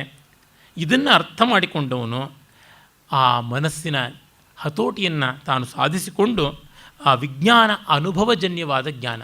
ಜ್ಞಾನ ಅಂದರೆ ಶಂಕರರು ಗೀತಾಭಾಷ್ಯದಲ್ಲಿ ಜ್ಞಾನಂ ವಿಜ್ಞಾನ ಸಹಿತಂ ಅನ್ನುವ ವಾಕ್ಯವನ್ನು ವಿವರಿಸುವಾಗಿ ಹೇಳ್ತಾರೆ. ಜ್ಞಾನ ಅನ್ನೋದು ಥಿಯರಿಟಿಕಲ್ ನಾಲೆಡ್ಜ್, ವಿಜ್ಞಾನ ಅಂದರೆ ಎಕ್ಸ್ಪೀರಿಯನ್ಷಿಯಲ್ ನಾಲೆಡ್ಜ್ ಅಂತ. ಜ್ಞಾನ ಶಬ್ದಕ್ಕೆ ಅನೇಕ ಅರ್ಥ ಉಂಟು. ಕೇವಲ ಜ್ಞಾನ ಅಂತಲೂ ಒಂದು ಉಂಟು, ಅದು ಅನುಭವಜನ್ಯವಾದ ವಿಜ್ಞಾನವೇ. ಹಾಗಲ್ಲದೆ ನಾಲೆಡ್ಜ್ ಆಫ್ ಎ ಸಬ್ಜೆಕ್ಟ್ ಅನ್ನುವ ಅರ್ಥದಲ್ಲಿ ಕೂಡ ಸಬ್ಜೆಕ್ಟಿವ್ ನಾಲೆಡ್ಜ್ ಅಂತೀವಲ್ಲ, ಸವಿಶೇಷ ಜ್ಞಾನ ಅಂತಲೂ ಕೂಡ ಅದನ್ನು ಹೇಳ್ತಾರೆ. ಹೀಗೆ ಹಲವು ಅರ್ಥ ಉಂಟು. ಇಲ್ಲಿ ವಿಜ್ಞಾನವಾನ್ ಅನ್ನುವುದಕ್ಕೆ ಅನುಭವಜನ್ಯವಾದ ಪರಮಜ್ಞಾನ. ಸಮನಸ್ಕಃ ಅಂದರೆ ತನ್ನ ಮನಸ್ಸು ತನ್ನದಾಗಿರುವ ನೆಮ್ಮದಿ, ಸದಾ ಶುಚಿ ನಿರ್ಮಲವಾಗಿ, ಅಂದರೆ ವಿಷಯಗಳು ಬಂದು ಅವನ ಮನಸ್ಸನ್ನು ಬಗ್ಗಡ ಮಾಡೋದಿಲ್ಲ ಅಂತ. ನೋಡಿ, ನಮಗೆ ನಮ್ಮಂತೆ ನಾವು ಇರ್ತೀವಿ, ಯಾರೋ ಬಂದು ಹೇಳ್ತಾರೆ ಅವ್ರ ಮನೆಯಲ್ಲಿ ಮದುವೆಗೆ ಹೋಗಿದ್ವಿ, ಆಗ ನಿಮ್ಮ ಮಾತು ಬಂತು, ನೀವೇನೋ ಅವರಿಗೆ ಸ್ವಲ್ಪ ಕೊಡಬೇಕಾಗಿದ್ದ ಸಾಲ ಬಾಕಿ ಇದೆಯಂತೆ ಅವ್ರು ಹೇಳಿದ್ರು ಅಂತ. ಸಾಕಷ್ಟು. ನಾನು ಎಲ್ಲಿ ಬಾಕಿ ಇದ್ದೀನಿ, ಕೊಟ್ಟು ತೀರಿಸಾಗಿದೆ, ಆ ಪಾಪಿಗಿನ್ನೂ ಗೊತ್ತಾಗಿಲ್ಲ, ಈಗಲೇ ಹೋಗ್ಬಿಟ್ಟು ಹೇಳೋಣ ಅಂತ ಅಷ್ಟೊತ್ತಿಗೆ ಮನಸ್ಸು ಬಗ್ಗಡ ಆಗ್ತಾ ಬರುತ್ತದೆ. ಇದನ್ನು ಹೇಳ್ತಾರೆ. ಅದು ನೋಡಿ, ಆ ಘಟನೆ ನಿಜವಾಗಿ ಆಗಿದ್ದರೂ ಆಗಿಲ್ಲದೆ ಹೋದರೂ ಈ ಮಾತು ಹೇಳಿದ್ರೆ ಸಾಕು ನಮಗೆ ಇರಿಟೇಷನ್ ಶುರುವಾಗುತ್ತದೆ. ನನ್ನ ಸ್ನೇಹಿತರೊಬ್ಬರ ಮನೆಗೆ ಕೆಲವು ದಿವಸಗಳ ಕೆಳಗೆ ಹೋಗಿದ್ದೆ. ಅವರ ಹೆಂಡತಿ ನ್ಯಾಯ ಅನ್ಯಾಯಗಳ ಬಗ್ಗೆ, ಬಂಧುವರ್ಗದಲ್ಲಿ ಆದಂಥ ಒಳಿತು ಕೆಡುಕುಗಳ ಬಗ್ಗೆ ಬಹಳ ಚೆನ್ನಾಗಿ ಹೇಳ್ತಾ ಇದ್ರು. ಆದರೆ ಗಂಡ ಏನು ಹೇಳ್ತಾ ಇದ್ರು ನನ್ನ ಸ್ನೇಹಿತ ಅಂತಂದರೆ, ಅದೆಲ್ಲ ಹೌದು, ಅದನ್ನು ಮೀರಿ ಹೋಗಬೇಕು. ಈ ನ್ಯಾಯ ಅನ್ಯಾಯಗಳು, ಇವರು ಮಾಡಿದ್ದು ಸರಿಯಿಲ್ಲ, ಅದು ಅನ್ಯಾಯ, ಇವರು ಮಾಡಿದ್ದು ಪ್ರಶಸ್ತ, ತೀರ್ಮಾನ ಸರಿ. ಆದರೆ ಇನ್ನೂ ಕೋರ್ಟೊಳಗೆ ಇದ್ದರೆ ಸೌಖ್ಯ ಎಲ್ಲಿಂದ? ಕೋರ್ಟಿಂದ ಆಚೆಗೆ ಬಂದರೆ ತಾನೇ ಸೌಖ್ಯ. ಕೋರ್ಟಲ್ಲಿ ಜಡ್ಜ್ಮೆಂಟ್ ಕೊಟ್ಟಾಗಿದೆ, ಆಮೇಲೆ ಹೊರಗೆ ಬರಬೇಕು. ಕೋರ್ಟೊಳಗೆ ಕೂತಿದ್ರೆ ಇನ್ನೂ ಬೇರೆ ಸಮಸ್ಯೆಗಳು ಗೋಳಾಟಗಳನ್ನು ನೋಡ್ತಾ ಸ್ಪೆಕ್ಟೇಟರ್ಸ್ ಆಗಿ ನಿಂತಿರಬೇಕು, ಅಷ್ಟೇ ಏನೂ ಇಲ್ಲ. ಹಾಗಾಗಿ ನಾವು ಆ ಜಡ್ಜ್ಮೆಂಟಿನ ಆಚೆಗೆ ಬಂದು ನೋಡಬೇಕು. ಆಚೆಗೆ ಬಂದು ನೋಡಿದಾಗ ಇದನ್ನು ಪಕ್ಕಕ್ಕಿಡಬೇಕು. ಅಲ್ಲಿ ಅವರು ನನ್ನ ಸ್ನೇಹಿತನ ಹೆಂಡತಿಗಿದ್ದದ್ದು, ನೀನು ನ್ಯಾಯ ಹೇಳ್ತಿದ್ದೀಯಾ, ನೀನು ಕಷ್ಟಪಟ್ಟಿದ್ದೀಯಾ ಅನ್ನುವ ಸಮಾಧಾನ ವಾಕ್ಯ. ನನ್ನ ಸ್ನೇಹಿತರು ಅದನ್ನು ಹೇಳ್ತಾ ಇಲ್ಲ, ಅಥವಾ ಅವರು ಹೇಳಿದ್ದು ಸಾಕಾಗಿಲ್ಲ, ನನಗೆ ಬಂದದ್ದು ಕಷ್ಟ. ಹೌದು, ನೀವು ಹೇಳೋದು ನ್ಯಾಯ, ಅವರ ಹೇಳೋದಷ್ಟು ನ್ಯಾಯ ಇದೆ. ಆದರೆ ಇನ್ನು ಎಷ್ಟೊತ್ತು ಅದನ್ನೇ ಹಾಡ್ತಾ ಇರೋದಕ್ಕೆ ಸಾಧ್ಯ? ಇನ್ನೊಬ್ಬ ಸ್ನೇಹಿತ, ಅವನು ಇನ್ಯಾರೋ ನನಗೂ ಚೆನ್ನಾಗಿ ಪರಿಚಯವಾದ ಸ್ನೇಹಿತನ ಜೊತೆಗೆ ಒಂದು ತಗಾದೆ ಮಾಡಿಕೊಂಡು ನನಗೆ ಹಲವು ಬಾರಿ ಕೇಳ್ತಾ ಇರ್ತಾನೆ, ನೀವು ಹೇಳಿ ಅವನು ನನಗೆ ಅನ್ಯಾಯ ಮಾಡಿದ್ದು ಹೌದೋ ಅಲ್ವೋ ಅಂತ. ಅಪ್ಪ, ಸ್ವಲ್ಪ ಚಿಂತ್ಯವಾದದ್ದು, ಆ ಕಡೆಗೆ ವರ್ಷನ್ನೂ ಕೇಳಬೇಕು ಅಂತ. ನಿಮಗಾಗಿದ್ದರೆ ನನ್ನ ಮೇಲೆ ನಂಬಿಕೆ ಇಲ್ಲ ಅಂತ ಅರ್ಥ. ನೋಡಿ, ಆ ಕಡೆ ವರ್ಷನ್ನಾಗಿ ನಾನೇ ಹೇಳ್ತಾ ಇದ್ದೀನಿ, ಪ್ರಾಮಾಣಿಕವಾಗಿ ಇಷ್ಟು ನಡೆದದ್ದು ಅಂತ. ಹೌದಪ್ಪ, ಪಾಪ ಕಷ್ಟಪಟ್ಟಿದ್ದೀಯಾ, ಇಲ್ಲ ಈ ಥರದ ಅರಮನಸ್ಸಿನದ್ದೆಲ್ಲ ಬೇಡ, ಪರಿಪೂರ್ಣವಾಗಿ ಹೇಳಿ, ಸಹಾನುಭೂತಿಯಿಂದ ಹೇಳಿ ಅಂತ. ನಾನು ಸ್ವಲ್ಪ ತಡ್ಪಟಾಸೆ ಇದಕ್ಕೆ, ನಿಮಗೆ ನನ್ನ ಮೇಲೆ ಸಹಾನುಭೂತಿಯಿಂದ ನಾನು ಮಾಡಿದ್ದು ಸರಿ, ನಾನು ಅನ್ಯಾಯಕ್ಕೆ ತುತ್ತಾಗಿದ್ದೀನಿ ಅಂತ ಅನಿಸೋವರೆಗೂ ಈ ವಿಷಯ ನಾನು ಮಾತಾಡೋಲ್ಲ ಅಂತ. ಸಂತೋಷ. ಅಂದರೆ ಇಲ್ಲಿ ಬರುವುದಿಷ್ಟೇ, ನಮಗೆ ಒಂದು ನಿಲುಗಡೆ ಬಂದ ಮೇಲೆ ಅದರಿಂದ ಆಚೆಗೆ ಬರಬೇಕು ನಾವು. ಆಗ ಮನಸ್ಸಿಗೆ ನಿರ್ಮಲತೆ ಬರುತ್ತದೆ. ಶುಚಿತ್ವ ಅಂತಂದರೆ ಅದು. ಮತ್ತೆ ಮತ್ತೆ ಅದೇ ತೀರ್ಮಾನದಲ್ಲೇ ಓಡಾಡ್ತಾ ಇದ್ದರೆ ಅಲ್ಲಿಂದ ನಮಗೆ ಮುಕ್ತಿ ಇಲ್ಲ. ಎಷ್ಟೋ ಬಾರಿ ಮದುವೆ ದಿವಸ ಹಾಕ್ಕೊಂಡು ಹಾರವನ್ನು, ಹೂವಿನ ಹಾರವನ್ನು ಅಪರಾಹ್ನಕ್ಕೆ ಅದು ಬಾಡ ಹೋಗುತ್ತದೆ, ಭೂಮದ ಊಟದ ಹೊತ್ತಿಗೇನೆ ಅದು ಹಳಸಲಾಗಿರುತ್ತದೆ. ಅದನ್ನು ಜನ್ಮ ಇಡೀ ಹಾಕ್ಕೊಂಡಿರ್ತೀನಿ ಅಂತಂದರೆ ಏನಂತನ್ನಬೇಕು, ಅದನ್ನು ತೆಗೆದಿಡಬೇಕು. ಆ ರೀತಿಯಾಗಿ ಒಂದು ಸೊಗಸಾಗಲಿ ಕೆಡಕಾಗಲಿ ಮತ್ತೊಂದಾಗಲಿ ಮುಗೀತು, ಅದು ಆ ಪ್ರಕರಣ ಅಂತ ಮುಂದಕ್ಕೆ ಬರಬೇಕು. ಮತ್ತೆ ಮತ್ತೆ ಅದರ ಕಡೆಗೆ ಹೋಗ್ತಾ ಇದ್ದರೆ ಶುಚಿತ್ವ ಇರೋದಿಲ್ಲ ಮನಸ್ಸಿಗೆ. ಸತು ತತ್ಪದಮಾಪ್ನೋತಿ ಯಸ್ಮಾತ್ ಭೂಯೋ ನ ಜಾಯತೆ. ಮತ್ತೆ ಅವನು ಪುನಃ ಹುಟ್ಟುವುದಿಲ್ಲ ಅಂತಂದರೆ ಹುಟ್ಟು ಸಾವುಗಳ ಜನ್ಮಾಂತರದ ಭಯ ಕಾಡೋಲ್ಲ ಅಂತ. ನೋಡಿ, ಸಾವಿನ ಬಳಿಕ ಏನಾಗ್ತಾನೆ ಅನ್ನೋ ಪ್ರಶ್ನೆಗೆ ಸಾವಿನ ಬಳಿಕ ಏನಾಗ್ತಾನೆ ಅನ್ನೋದು ಅಪ್ರಸ್ತುತ ಅನ್ನುವುದನ್ನು ಪರ್ಯಾಯವಾಗಿ ಬಹಳ ಚೆನ್ನಾಗಿ ಹೇಳ್ತಾ ಇದ್ದಾನೆ. ಇಂದ್ರಿಯೇಭ್ಯ ಪರಾಹ್ಯರ್ಥ ಅರ್ಥೇಭ್ಯಶ್ಚ ಪರಂ ಮನಃ ಮನಸ್ಸಸ್ತು ಪರಾ ಬುದ್ಧಿ ಬುದ್ಧೇರಾತ್ಮ ಮಹಾನ್ ಪರಃ. ಇದೂ ಕೂಡ ಭಗವದ್ಗೀತೆಯಲ್ಲಿ ಅನಾಮತ್ತಾಗಿ ಸುಮಾರು ಅದದೇ ಶಬ್ದಗಳಲ್ಲಿ ತೆಗೆದುಕೊಳ್ಳಲ್ಪಟ್ಟಂಥ ಶ್ಲೋಕ. ಇಂದ್ರಿಯಗಳಿಗಿಂತ ವಿಷಯಗಳು ಶ್ರೇಷ್ಠವಾದವು, ವಿಷಯಗಳಿಗಿಂತ ಮನಸ್ಸು, ಮನಸ್ಸಿಗಿಂತ ಬುದ್ಧಿ, ಬುದ್ಧಿಗಿಂತ ಮಹತ್ ಅನ್ನುವಂತಹ ಆತ್ಮ ಅದು ಶ್ರೇಷ್ಠವಾದದ್ದು ಅಂತ. ಅಂದರೆ ನಾವು ಬುದ್ಧಿಯಿಂದಲೋ ಮನಸ್ಸಿನಿಂದಲೋ ಇಂದ್ರಿಯಗಳಿಂದಲೋ ನಮ್ಮ ಸೌಖ್ಯವನ್ನು ತೀರ್ಮಾನ ಮಾಡಬಾರ್ದು ಅಂತ. ಆತ್ಮ ಆತ್ಮ ಅಂತೀವೆಲ್ಲ ಏನು? ನಮ್ಮ ಸೌಖ್ಯವೇ ಆತ್ಮ, ನಮ್ಮ ಆನಂದವೇ ಆತ್ಮ, ಇನ್ಯಾವುದೂ ಅಲ್ಲ. ಆ ಆನಂದಕ್ಕೆ ನಾವು ಎಷ್ಟೋ ಜಾಣ್ಮೆಯ ಪ್ರಯತ್ನಗಳು ಮಾಡಿದಷ್ಟು ಅದು ದೂರ ಹೋಗ್ತಾ ಇರುತ್ತದೆ ಅಂತ ಗೊತ್ತಾಗುತ್ತದೆ. ಎಷ್ಟೋ ಬಾರಿ ಸೆನ್ಸ್ ಆಫ್ ಅಚೀವ್ಮೆಂಟು, ಜಾಣ್ಮೆ ನಮಗೆ ನಮ್ಮ ಪ್ರೀತಿಪಾತ್ರರಿಂದ ದೂರ ಮಾಡುತ್ತದೆ, ನಮ್ಮ ನೆಮ್ಮದಿಯಿಂದ ನಮ್ಮನ್ನು ದೂರ ಮಾಡುತ್ತದೆ. ಆಗ ನಾವು ಇದಲ್ಲ ನನ್ನ ನೆಮ್ಮದಿ ಅಂತ ಪಕ್ಕಕ್ಕೆ ಇಡಬೇಕಾಗುತ್ತದೆ. ಹಾಗೆ ಇಡುವ ಶಕ್ತಿಯಿದ್ದರೆ ಆ ನೆಮ್ಮದಿ ನಮ್ಮದಾಗಿ ಬರುತ್ತದೆ. ಈ ರೀತಿಯಾದದ್ದನ್ನು ತುಂಬ ಸುಂದರವಾಗಿ ಉಪನಿಷತ್ತು ಹೇಳುತ್ತದೆ. ಆಮೇಲೆ ಮಹತಃ ಪರಮವ್ಯಕ್ತಂ ಅವ್ಯಕ್ತಾತ್ ಪುರುಷಃ ಪರಃ ಪುರುಷಾನ್ನ ಪರಂ ಕಿಂಚಿತ್ ಸಾಕಾಷ್ಠಾ ಸಾಪರಾಗತಿ ಅಂತ ಹೇಳಿ ಈ ಜಗತ್ತೆಲ್ಲ ನಾಮರೂಪದಿಂದ ವ್ಯಕ್ತೀಕೃತವಾಗಿರುವಂತಹ ಸ್ವರೂಪ. ಇದೆಲ್ಲ ಕಾರ್ಯಕಾರಣ ವ್ಯವಸ್ಥೆಯಿಂದ ಬದ್ಧವಾದಂಥದ್ದು, ಈ ಚೌಕಟ್ಟಿನಿಂದ ಅತೀತವಾದಂಥದ್ದು. ಮಹತ್ ಪರಂ ಅವ್ಯಕ್ತ ಅವ್ಯಕ್ತಾತ್ ಪುರುಷಃ ಪರಃ ಅಂತನ್ನುವಲ್ಲಿ ಮಹತ್ತಿಗಿಂತ ಅವ್ಯಕ್ತವು ಶ್ರೇಷ್ಠ ಅಂತ. ಮಹತ್ತು ಅಂತನ್ನುವಲ್ಲಿ ನಾವು ಕಾಣತಕ್ಕಂಥದ್ದು ಸಾಂಖ್ಯ ದರ್ಶನದ ಪರಿಭಾಷೆಯನ್ನು. ಅದಕ್ಕಿಂತ ಅವ್ಯಕ್ತಕ್ಕಿಂತ ಪುರುಷ ಶ್ರೇಷ್ಠ. ಜಗತ್ತು, ಜಗತ್ಕಾರಣವಾದ ಪ್ರಕೃತಿ, ಪ್ರಕೃತಿಗಿಂತ ಪುರುಷ, ಪುರುಷನಿಗಿಂತ ಶ್ರೇಷ್ಠವಾದದ್ದು ಯಾವುದೂ ಇಲ್ಲ ಅಂತ. ಪುರುಷ ಅಂದರೆ ಗಂಡು ಅಂತಲ್ಲ, ಚೈತನ್ಯ ಮಾತ್ರ, ಆತ್ಮ ಮಾತ್ರ ಅಂತ.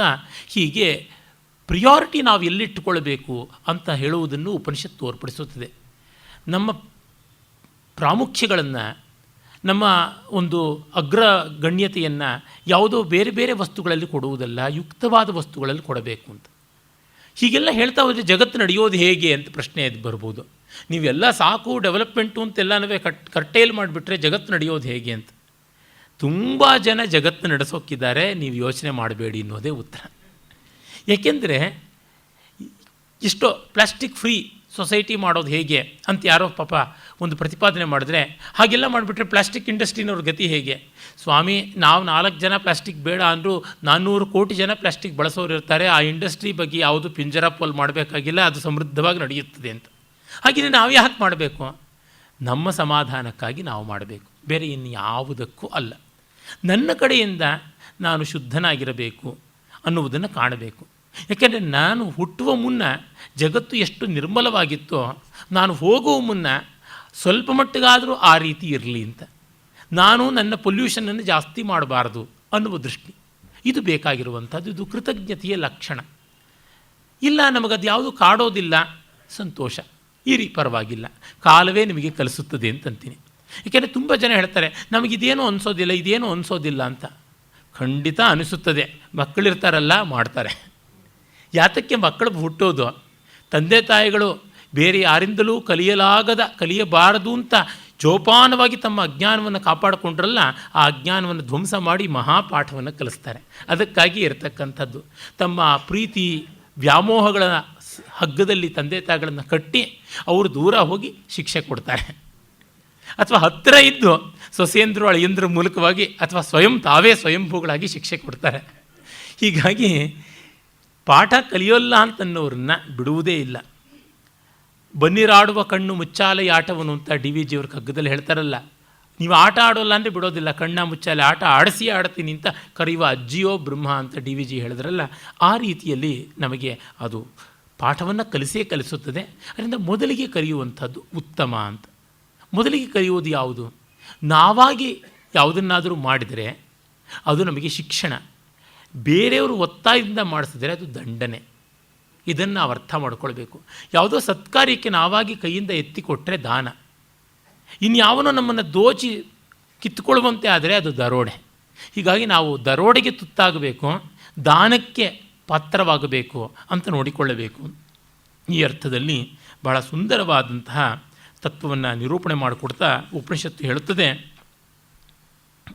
ಯದ್ವೇದ ವಾಂಗ್ಮನಸಿ ಪ್ರಾಜ್ಞ ತದ್ ಯಚ್ಚೇತ್ ಜ್ಞಾನ ಆತ್ಮನಿ ಜ್ಞಾನಂ ಆತ್ಮನಿ ಮಹತಿ ನಿಯಚ್ಚೇತ್ ತದ್ ಯಚ್ಚೇತ್ ಶಾಂತ ಆತ್ಮನಿ ಅಂತ.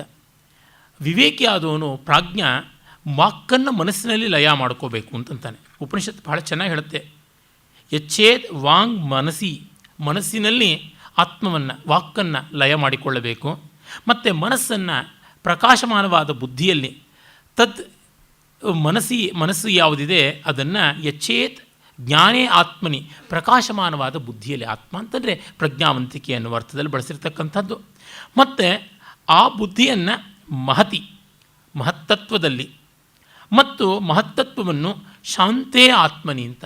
ಅಂದರೆ ಏನು, ವಾಕ್ಕನ್ನು ಮನಸ್ಸಿನಲ್ಲಿ, ಮನಸ್ಸನ್ನು ಬುದ್ಧಿಯಲ್ಲಿ, ಬುದ್ಧಿಯನ್ನು ಪ್ರಕೃತಿಯಲ್ಲಿ, ಪ್ರಕೃತಿಯನ್ನು ಪುರುಷನಲ್ಲಿ, ಪುರುಷ ಪರಮ ಚೈತನ್ಯ ಅನ್ನುವಲ್ಲಿ ಅಂತ. ಅಂದರೆ ನಮ್ಮ ಇಂದ್ರಿಯಗಳ ದ್ವಾರ ನಡೆಯುವ ಚಟುವಟಿಕೆ ಯಾವುದಿದೆ ಅದರೊಳಗೆ ಒಂದು ಪ್ರಧಾನವಾದದ್ದು ಮಾತು, ಪ್ರಪಂಚದ ಜೊತೆಗೆ ಸಂಪರ್ಕ ಇಟ್ಟುಕೊಳ್ಳುವ ಒಂದು ಪ್ರಧಾನವಾದ ಆಯಾಮ. ಅದು ಮನಸ್ಸಿನಿಂದ ಪ್ರೇರಿತವಾಗಿ ಮಾತಾಡ್ತೀವಿ. ಹೀಗಾಗಿ ಮಾತನ್ನು ಸ್ವಲ್ಪ ಮನಸ್ಸಿಗೆ ಹಾಕಿಕೊಳ್ಳಿ. ಈ ಮನಸ್ಸು ಬುದ್ಧಿಯ ನಿಯಂತ್ರಣದಲ್ಲಿದೆ, ಹಾಗಾಗಿ ಮನಸ್ಸನ್ನು ಬುದ್ಧಿಗೆ ತನ್ನಿ. ಆ ಬುದ್ಧಿಯು ಪ್ರಕೃತಿಯ ಹತೋಟಿಯಲ್ಲಿದೆ, ಅದಕ್ಕೆ ಅದನ್ನು ಪ್ರಕೃತಿಗೆ ತನ್ನಿ. ಪ್ರಕೃತಿಯು ಪುರುಷನಲ್ಲಿ ಲೀನವಾಗಬೇಕು ಅಂತ. ಅಂದರೆ ವಿಡ್ರಾಯಿಂಗ್ ಫ್ರಮ್ ದಿ ಸರೌಂಡಿಂಗ್ಸ್, ನಾವು ನಮ್ಮನ್ನು ಬಿಡಿಸಿಕೊಂಡು ಒಳಗೆ ಬರಬೇಕಾಗುತ್ತದೆ, ಕ್ರಮಕ್ರಮವಾಗಿ ಮಾಡಿಕೊಳ್ಳಬೇಕಾದದ್ದು. ಅಷ್ಟರಮಟ್ಟಿಗೆ ಲೋಕದ ಸಂಪರ್ಕದಿಂದ ಉದ್ವಿಗ್ನರಾಗದಂತೆ ನಡಿಕೊಳ್ಳಬೇಕು, ಅಜಿಟೇಟೆಡ್ ಆಗದೆ. ಅದನ್ನು ಹೇಳಿ ತುಂಬ ಸುಂದರವಾದಂಥ ಪ್ರಸಿದ್ಧವಾದ ಮಂತ್ರವನ್ನು ಹೇಳುತ್ತದೆ ಉಪನಿಷತ್ತು. ಉತ್ತಿಷ್ಠತ ಜಾಗ್ರತ ಪ್ರಾಪ್ಯ ವರಾನ್ನಿಬೋಧತ ಕ್ಷುರಸ್ಯ ಧಾರ ನಿಶಿತ ದುರತ್ಯಯ ದುರ್ಗಂ ಪತಸ್ತತ್ ಕವಯೋ ವದಂತಿ. ಉತ್ತಿಷ್ಠತ ಏಳಿ, ಜಾಗ್ರತ ಎಚ್ಚರಗೊಳ್ಳಿ, ಶ್ರೇಷ್ಠ ವರಗಳನ್ನು ಪ್ರಾಪ್ಯ ವರಾನ್ ನಿಬೋಧತ, ಶ್ರೇಷ್ಠವಾದ ಆಚಾರ್ಯಗಳನ್ನು ಪಡೆದು ನಿಬೋಧತ, ನೀವು ನಿಮ್ಮನ್ನು ತಿಳ್ಕೊಳ್ಳಿ. ಯಾಕೆ, ಕ್ಷುರಸ್ಯ ಧಾರ ನಿಶಿತ ದುರತ್ಯಯ, ಕತ್ತಿಯ ಅಲುಗನ ಮೇಲೆ ನಡೆಯುವುದು ಎಷ್ಟು ಕಷ್ಟವೋ ದುರ್ಗಂ ಪಥ, ಅಷ್ಟು ಕಠಿಣವಾದಂಥ ದಾರಿ ಅಂತ ಕವಿಯೋ ವದಂತಿ. ಈ ಆತ್ಮಪ್ರಾಪ್ತಿಯ ಪಥ ಅಸಿಧಾರಾವ್ರತ, ಖಡ್ಗದ ಮೇಲೆ ನಡೆದಷ್ಟು ಕಠಿಣವಾದದ್ದು, ಆ ಕಡೆಗೆ ಬನ್ನಿ ಅಂತ ಹೇಳ್ತಾರೆ. ಅಂದರೆ ಒಳಸರಿಯುವುದು ಅಷ್ಟು ಕಷ್ಟ, ಬಿಡುವುದು ಅಷ್ಟು ಕಷ್ಟ.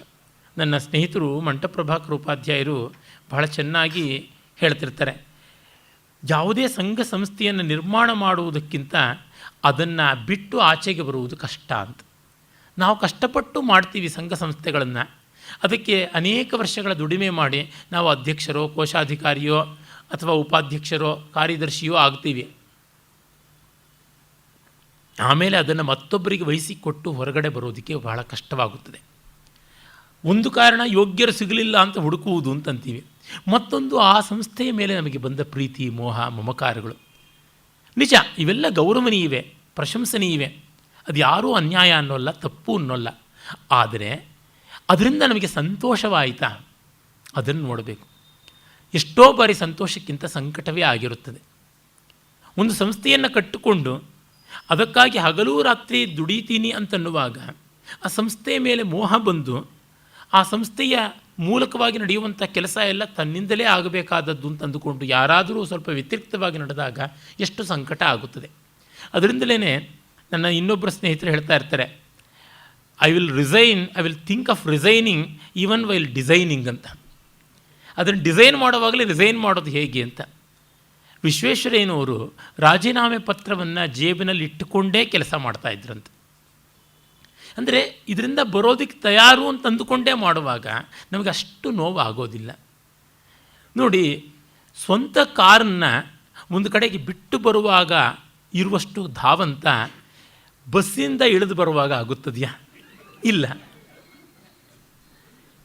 ಯಾಕೆ? ಅದು ನನ್ನದಲ್ಲ ಅನ್ನುವ ಭಾವನೆಯೇ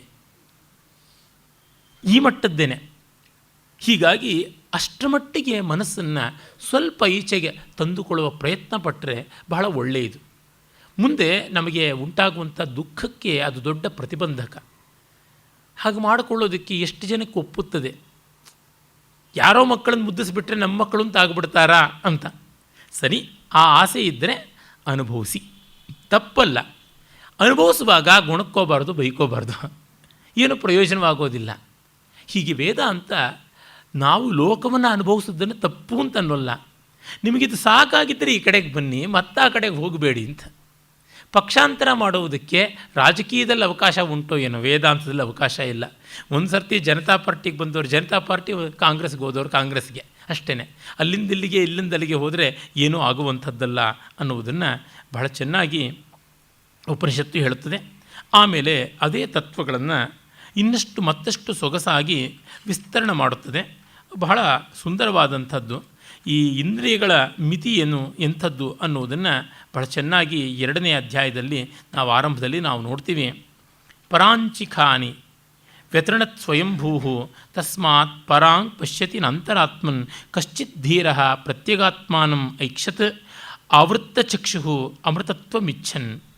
ಪರಾಂಚಿಖಾನಿ, ಈ ಇಂದ್ರಿಯಗಳೆಲ್ಲ ಹೊರಹೊರಗೆ ನೋಡ್ತಾ ಇವೆ, ಆದರೆ ಮನುಷ್ಯನೂ ಅದರಿಂದಲೇ ಹೊರಹೊರಗೆ ನೋಡ್ತಾನೆ. ವ್ಯತೃಣತ್ ಸ್ವಯಂಭೂ, ಇನ್ನು ಸ್ವಯಂಭೂವಾದಂಥ ಆತ್ಮ ಯಾವುದಿದೆ ಅದನ್ನು ಅವನು ಅರ್ಥ ಮಾಡಿಕೊಳ್ಳದೆ ಹಿಂಸೆ ಮಾಡ್ತಾನೆ ಅಂತ. ಯಾವನು ತನ್ನನ್ನು ತಾನು ತಿಳಿಯಲ್ಲವೋ ಅದಕ್ಕಿಂತ ದೊಡ್ಡ ಹಿಂಸೆ ಇಲ್ಲ ಅಂತ ಉಪನಿಷತ್ತು ಹೇಳ್ತದೆ. ಭಗವದ್ಗೀತೆಯಲ್ಲಿ ಇಲ್ಲದ ಮಾತಿದು. ಕುಮಾರವ್ಯಾಸ ತನ್ನ ಭಗವದ್ಗೀತಾ ಕ್ರಮದಲ್ಲಿ, ಅಂದರೆ ಕರ್ನಾಟಕ ಭಾರತ ಕಥಾಮಂಜರಿಯಲ್ಲಿ ಭಗವದ್ಗೀತೆಯನ್ನು ಸಂಕ್ಷೇಪ ಮಾಡಿಕೊಡುವಾಗ ಭಗವದ್ಗೀತೆ ಇಲ್ಲಿಲ್ಲದ ಎಷ್ಟೋ ಭಾವಗಳನ್ನು ತಂದುಬಿಡ್ತಾನೆ. ಭಗವದ್ಗೀತೆಯ ಒಂದು ತತ್ವಕ್ಕೆ ಅನುಗುಣವಾದದ್ದೇನೆ, ಆದರೆ ಭಗವದ್ಗೀತೆಯಲ್ಲಿ ನೇರವಾಗಿಲ್ಲದೆ ಇರೋದು. ಅದರೊಳಗೆ ಒಂದು ಅರ್ಜುನನಿಗೆ ಹೇಳುವುದು ಅದ್ಭುತವಾದಂಥ ಮಾತದು. ಕೃಷ್ಣ ಹೇಳ್ತಾನೆ, ಅಯ್ಯ ಅರ್ಜುನ, ನೀನು ಕನಿಕರ ತೋರಿಸಬೇಕು, ಶತ್ರುಗಳಿಗೆ ಹಿಂಸೆ ಮಾಡುವುದು ಹೇಗೆ, ಈ ಯುದ್ಧ ರಕ್ತಪಾತ ಅಂತೆಲ್ಲ ಅಂತೀಯಲ್ಲ, ನಿನ್ನನ್ನು ನೀನು ತಿಳಿಯದೇ ಇರುವುದೇನೇ ದೊಡ್ಡ ಹಿಂಸೆ, ಅದಕ್ಕಿಂತ ಹಿಂಸೆ ಯಾವುದೂ ಇಲ್ಲ. ಅಜ್ಞಾನಿಯಾಗಿರುವುದಕ್ಕಿಂತ ದೊಡ್ಡ ಹಿಂಸೆ ಮತ್ತಾವುದೂ ಇಲ್ಲ ಅಂತ. ಏಕೆಂದರೆ ಅಜ್ಞಾನಿ ತನಗೇ ಹಿಂಸೆ ಮಾಡಿಕೊಳ್ತಾನೆ, ಅವನು ಆ ಹಿಂಸೆಯಿಂದ ಆಚೆಗೆ ಬರಬೇಕು ಅನ್ನುವಂಥದ್ದನ್ನು ಉಪನಿಷತ್ತು ಇಲ್ಲಿ ಹೇಳ್ತಾ ಇದೆ. ಹೀಗಾಗಿ ಕಶ್ಚಿತ್ ಧೀರ ಪ್ರತ್ಯಗಾತ್ಮಾನ ಮೈಕ್ಷತೆ, ಯಾವನೋ ಒಬ್ಬ ಧೀರ ಮಾತ್ರ, ವಿವೇಕಿಯಾದವನು ಅಂತರಾತ್ಮನನ್ನು ಕಂಡುಕೊಳ್ತಾನೆ. ಆವೃತ್ತ ಚಕ್ಷು ಅಂದರೆ ಕಣ್ಣನ್ನು ಒಳಗೆ ತಿರುಗಿಸಿಕೊಂಡು, ಪ್ರತ್ಯಗಾತ್ಮಾನಂ, ಪ್ರತ್ಯಕ್ ಒಳಗಿನ, ಪರಾಕ್ ಹೊರಗಿನದು, ಪ್ರತ್ಯಕ್ ಒಳಗಿನದು. ಸ್ವಾಮಿಗಳಿಗೆ ಮಹಾರಾಜರಿಗೆ ಪರಾಕ್ ಹೇಳೋದು ಅಂತಾರಲ್ಲ, ಅವರು ಸದಾ ಅಂತರ್ಮುಖರಾಗಿರ್ತಾರೆ ಅನ್ನೋ ಭಾವ. ಹಾಗಾಗಿ ಬಹಿರ್ಮುಖರಾಗಿ ಆಗಿ ಆಗಿ ಅಂತ ಹೇಳ್ತಾ ಪರಾಕ್ ಅಂತ ಅಂತಾರೆ ಅಂತ. ಆದರೆ ಅವರಿಗೆ ಈಗ ಪ್ರತ್ಯಕ್ ಅನ್ನುವಂಥ ಸ್ಥಿತಿ ಬಂದಿದೆ. ಹೀಗೆ ಆತ್ಮದರ್ಶನಕ್ಕೆ ಅಡ್ಡಿಯಾಗಿರುವಂಥದ್ದು ಯಾವುದು, ಅದನ್ನು ನಿವಾರಣೆ ಮಾಡಿಕೊಳ್ಳಬೇಕು ಅನ್ನೋದಕ್ಕೆ ಈ ಒಂದು ವಲ್ಲಿಯಲ್ಲಿ ವಿಶಿಷ್ಟವಾದಂಥ ಉಪಕ್ರಮ ಉಂಟು. ಮುಖ್ಯವಾಗಿರುವ ತೊಡಕಿಷ್ಟೇ, ಆತ್ಮದರ್ಶನಕ್ಕೆ ಮತ್ತೆ ಮತ್ತೆ ಅಡ್ಡಿಯಾಗುವುದು ಯಾವುದು ಅಂದರೆ ಅನಾತ್ಮ ವಸ್ತುವೆ, ಇನ್ಯಾವುದೂ ಅಲ್ಲ. ಬೆಳಕಿಗೂ ನಮಗೂ ಅಡ್ಡಿಯಾಗಿರುವಂಥದ್ದು ಯಾವುದು ಅಂತಂದರೆ ಅಪಾರದರ್ಶಕವಾದ ವಸ್ತು. ಒಂದು ಗಾಜಿನ ಹಲಗೆ ಇದ್ದರೆ ನಮಗದೇನೋ ಅಡ್ಡಿ ಆಗ್ತಾ ಇರಲಿಲ್ಲ, ಒಂದು ಗೋಡೆ ಇದ್ದರೆ ಅಡ್ಡಿಯಾಗಿದೆ, ಗಾಳಿ ಅಡ್ಡ ಆಗ್ತಾ ಇಲ್ಲ. ಹೀಗಾಗಿ ಅಪಾರದರ್ಶಕತೆ ಯಾವುದು? ಪಾರದರ್ಶಕತೆ ಬಯಕೆಯಿಂದ ಬರೋಲ್ಲ, ಬಯಕೆಯನ್ನು ನಿರ್ಮೂಲನೆ ಮಾಡಿದಾಗಲೇ ಬರುವಂಥದ್ದು. ಹೀಗಾಗಿ ಪಾರದರ್ಶಕತೆಯನ್ನು ಸಾಧಿಸೋದು ಹೇಗೆ ಅನ್ನುವಂಥದ್ದು ಹೇಳುವಾಗಲೇ ಈ ಅವಸ್ಥಾತ್ರಯದ ವಿವೇಚನೆ ಬರುತ್ತದೆ. ಸ್ವಪ್ನಾಂತಂ ಜಾಗರಿತಾಂತಂ ಚೋಭೋ ಏನ ಅನುಪಶ್ಯತಿ ಮಹಾಂತಂ ವಿಭುಂ ಆತ್ಮಾನಂ ಮತ್ವಾ ಧೀರೋ ನ ಶೋಚತಿ. ಯಾವ ಮನುಷ್ಯ ಸ್ವಪ್ನಾಂತಂ ಕನಸಿನಲ್ಲಿರೋದು, ಜಾಗರಿತಾಂತಂ ಜಾಗೃತದಲ್ಲಿರೋದು, ಉಭೌ ಎರಡನ್ನೂ ಅನುಪಶ್ಯತಿ ಮತ್ತೆ ಮತ್ತೆ ನೋಡ್ತಾ ಇರ್ತಾನೋ, ಮಹಾಂತಂ ವಿಭುಂ ಆತ್ಮಾನಂ ಅಂತಂದರೆ ಸ್ವಪ್ನಾಂತಂ ಕನಸಿನಲ್ಲಿಯೂ, ಜಾಗರಿತಾಂತಂ ಜಾಗೃತಿನ ಕೊನೆಯಲ್ಲಿಯೂ ನೋಡ್ತಾನೆ, ಅಬ್ಸರ್ವ್ ಮಾಡ್ತಾನೋ, ಅವನು ಮಹಾಂತಂ ಆತ್ಮಾನಂ ವಿಭುಂ ಮತ್ವಾ ನ ಶೋಚತಿ. ಈ ಮಹನೀಯವಾದ ಆತ್ಮತತ್ವವನ್ನು ಅರಿತುಕೊಂಡು ದುಃಖ ಪಡೋಲ್ಲ. ಏನರ್ಥ? ಎಷ್ಟು ಅಬ್ಸರ್ವ್ ಅನ್ನೋದು. ನಾವೇನು ಮಾಡ್ತೀವಿ, ಇನ್ವಾಲ್ವ್ ಆಗಿಬಿಡ್ತೀವಿ, ಅಬ್ಸರ್ವ್ ಮಾಡೋದಿಲ್ಲ. ಎಚ್ಚರದಲ್ಲಿ ಇನ್ವಾಲ್ವ್ ಆಗ್ತೀವಿ, ಕನಸಿನಲ್ಲಿ ಇನ್ವಾಲ್ವ್ ಆಗ್ತೀವಿ, ಅಬ್ಸರ್ವ್ ಮಾಡೋಲ್ಲ. ಅಂದರೆ ಅಲ್ಲಿ ತೊಡಗಿಕೊಂಡಾಗ ಸಾಕ್ಷಿಯಾಗುವುದಕ್ಕೆ ಸಾಧ್ಯ ಆಗೋಲ್ಲ. ಸಾಕ್ಷಿಯಾಗುವ ಪ್ರಯತ್ನ ಪಡಬೇಕು. ಸಾಕ್ಷಿಯಾಗುವ ಪ್ರಯತ್ನ ಪಡಬೇಕು ಅಂದರೆ ಅಷ್ಟರ ಮಟ್ಟಿಗೆ ಆ ಸನ್ನಿವೇಶದಿಂದ ಆಚೆಗಾಗಬೇಕು, ಆ ಸನ್ನಿವೇಶದ ಲಾಭ ನಷ್ಟಗಳಿಂದ ಸ್ವಲ್ಪ ದೂರ ಬರಬೇಕು. ಅದು ಸಾಧ್ಯವೇ? ಸಾಧ್ಯ ಮಾಡಿಕೊಳ್ಳಬೇಕು, ಬೇರೆ ದಾರಿಯೇ ಇಲ್ಲ. ಆಗ ಆತ್ಮದರ್ಶನ ಸ್ವಯಂ ಸಿದ್ಧ ಅಂತ. ಇದಕ್ಕಾಗಿಯೇ ಗಾಢನಿದ್ರೆ ಇರುವುದು. ಗಾಢನಿದ್ರೆಯಲ್ಲಿ ಎಚ್ಚರ ಕನಸುಗಳಿಗಿಂತ ಭಿನ್ನವಾದ ಸ್ಥಿತಿಯಲ್ಲಿ ಕೂಡ ನಮಗೆ ನೆಮ್ಮದಿ ಇತ್ತು ಅಂತಾದಾಗ ಎಚ್ಚರ ಕನಸುಗಳಲ್ಲಿದ್ದಾಗಲೂ ಸ್ವಲ್ಪ ಪಕ್ಕದಲ್ಲಿದ್ದು ನೆಮ್ಮದಿಯನ್ನು ಪಡೆಯೋದಕ್ಕೆ ಸಾಧ್ಯವ. ಕನಸಿನಲ್ಲಂತೂ ಬಹಳ ಕಷ್ಟ. ನಮ್ಮ ಬುದ್ಧಿ ನಮ್ಮ ಕೈನಲ್ಲೇ ಇರೋದಿಲ್ಲ, ಎಲ್ಲೆಲ್ಲಿಗೂ ಓಡ್ತಾ ಇರ್ತದೆ. ಆದರೆ ಎಚ್ಚರದಲ್ಲಿ ಸ್ವಲ್ಪ ಸಾಧ್ಯ. ಅದರಿಂದಲೇ ಕನಸಿನಲ್ಲಿ ಯಾರೂ ಸಾಧನೆ ಮಾಡೋಕ್ಕೆ ಸಾಧ್ಯ ಇಲ್ಲ. ಗಾಢನಿದ್ರೆಯಲ್ಲಿ ಸಾಧನೆ ಬೇಕಿಲ್ಲ. ಇನ್ನು ಉಳಿಯೋದು ಒಂದೇ ಎಚ್ಚರ. ಆ ಕಾರಣದಿಂದ ಜಾಗೃತ ಅವಸ್ಥೆಯಲ್ಲಿ ಸಾಧನೆ. ಏನದು ಸಾಧನೆ? ಸ್ವಲ್ಪ ಹೊತ್ತು, ಸ್ವಲ್ಪ ಕಾಲ, ಒಂದು ಕ್ಷಣಕಾಲವಾದರೂ ನಾನು ಆ ಸಂದರ್ಭದಿಂದ ಆಚೆಗೆ ಬರುವಂಥದ್ದು. ಯಾರಾದರೂ ಒಂದು ವಿಷಯವನ್ನು ನಮ್ಮ ಮುಂದೆ ಇಟ್ಟಾಗ ತಕ್ಷಣ ನಮ್ಮ ಮನಸ್ಸು ಅದರ ಪರ ವಿರೋಧಗಳ ಕಡೆಗೆ ಹೊರಟೋಗ್ಬಿಡುತ್ತೆ. ಅದನ್ನೇ ಹಾಗೆ ಗಮನಿಸೋದಿಲ್ಲ. ಯಾರೋ ಚೆನ್ನಾಗಿರುವಂತಹ ಊಟವನ್ನು ಬಡಿಸಿದ್ರು ಅಂತಂದರೆ ನಮ್ಮನೇಲಿ ಇಂಥ ಊಟ ಇರುತ್ತ್ಯಾ ಅಂತ ಮೊದಲು ನೋಡ್ತೀವಿ. ಇರೋಲ್ಲ ಅಂದರೆ ಅದು ಮೇಲಾ ಕೀಳ ಅಂತೀವಿ. ಮೇಲಾಗಿದ್ದರೆ ಇವ್ರು ನಮಗೆ ಬೇಕಾಗಿದ್ದರೆ ಪ್ರಶಂಸೆ ಮಾಡೋಣ, ಬೇಡವಾಗಿದ್ದರೆ ಎಲ್ಲೋ ಒಂದು ಮುಂಜಿ ಊಟಕ್ಕೆ ಬಂದು ಬಂಜೆಯೋ ಮಕ್ಕಳನ್ನು ಕಂಡಂದದಲ್ಲಿ ಸಂಜೆವರ ಮುಂಡುಂಡು ಕಡೆಗ ಮಜ್ಜಿಗನ್ನದಲ್ಲಿ ಗಂಜಿಯಿತ್ತೆಂಬ ನಂಜಿನ ಮಾತನ್ನು ಆಡುವುದು ಅಂತ ಇವರು ಹೇಳ್ತಾರೆ ನಮ್ಮ ಜಿ ಪಿ ರಾಜರತ್ನಮ್ಮ. ಯಾರೋ ಬಂಜೆ ಮಕ್ಕಳಂತ ಕಂಡಂತೆ ಅನ್ನವೇ ಕಂಡಿಲ್ಲ ಅನ್ನೋ ಥರ ಗಬಗಬ ತಿಂದ್ರಂತೆ. ಮುಂಜಿಗೆ ಬಂದು ಸಂಜೆವರೆಗೂ ಊಟ ಮಾಡ್ತಾಯಿದ್ರಂತೆ. ಕಡೆಗೆ ಮಜ್ಜಿಗೆಗೆ ಅನ್ನದ ಗಂಜಿ ಬೆರೆಸಿಬಿಟ್ಟಿದ್ರು ಅಂತ ಗಲಾಟೆ ಮಾಡಿ ತಗಾದೆ ತೆಗೆದು ಈ ಮಜ್ಜಿಗೆ ಆತಕ್ಕೆ ಬೇಕು ಅಂತ ಪಕ್ಕಕ್ಕೆ ತಳ್ಳಿ ಹೋದ್ರಂತೆ. ಈ ತರಹ ನಾವು ಮಾಡೋದಾದರೆ ಏನು? ಒಂದು ಕ್ಷಣಕಾಲ ಅದು ನಮ್ಮನೆ ಊಟಕ್ಕೆ ಚೆನ್ನವೋ ಅಲ್ಲವೋ ಅದರ ಪಾಡಗದು ಅಂತ ಒಂದು ತುತ್ತನ್ನಾದರೂ ತಿನ್ನೋಕ್ಕಾದೀತ. ಈ ರೀತಿಯಾಗಿ ನಾಲಿಗೆಗೆ ಸಂಬಂಧಪಟ್ಟಿದ್ದಾದರೆ ಕಣ್ಣಿಗೆ ಸಂಬಂಧಪಟ್ಟಿದ್ದು. ಇವರು ಯಾರ ಥರ ಇದ್ದಾರೆ ಅಂತ ಒಬ್ಬ ನಟನನ್ನೋ ನೋಡ್ತಾ ಇನ್ಯಾವುದನ್ನೋ ತಲೆ ಕೆಡಿಸ್ಕೊಳ್ಳೋದಕ್ಕೆ ಬದಲಾಗಿ ಅವ್ರ ಥರವೇ ನೋಡೋಣ. ಆಮೇಲೆ ಉಳಿದ ಕೆಲಸ. ಹೀಗೆ ಒಂದೊಂದು ಇಂದ್ರಿಯಗಳಿಗೂ ಸಾಕ್ಷಾತ್ ಅನುಭವವಾಗುವಾಗ ಅದು ಹೊಸತು ಅನ್ನುವಂತೆ ನೋಡಿದರೆ ಎಷ್ಟೋ ಉತ್ತಮವಾಗುತ್ತದೆ. ಈ ಅರ್ಥದಲ್ಲಿ ಸಾಧನೆ ಮಾಡಬೇಕು ಅಂತಂದರೆ ಆಯಾ ಅನುಭವಗಳಿಗೆ ಸಾಕ್ಷಿಯಾಗಿರುವಂಥದ್ದು. ಆಮೇಲೆ ಅದು ನಮ್ಮದಾಗಬೇಕೇ ಬೇಡವೇ ಅಂತನ್ನುವುದರ ಕಡೆಗೆ.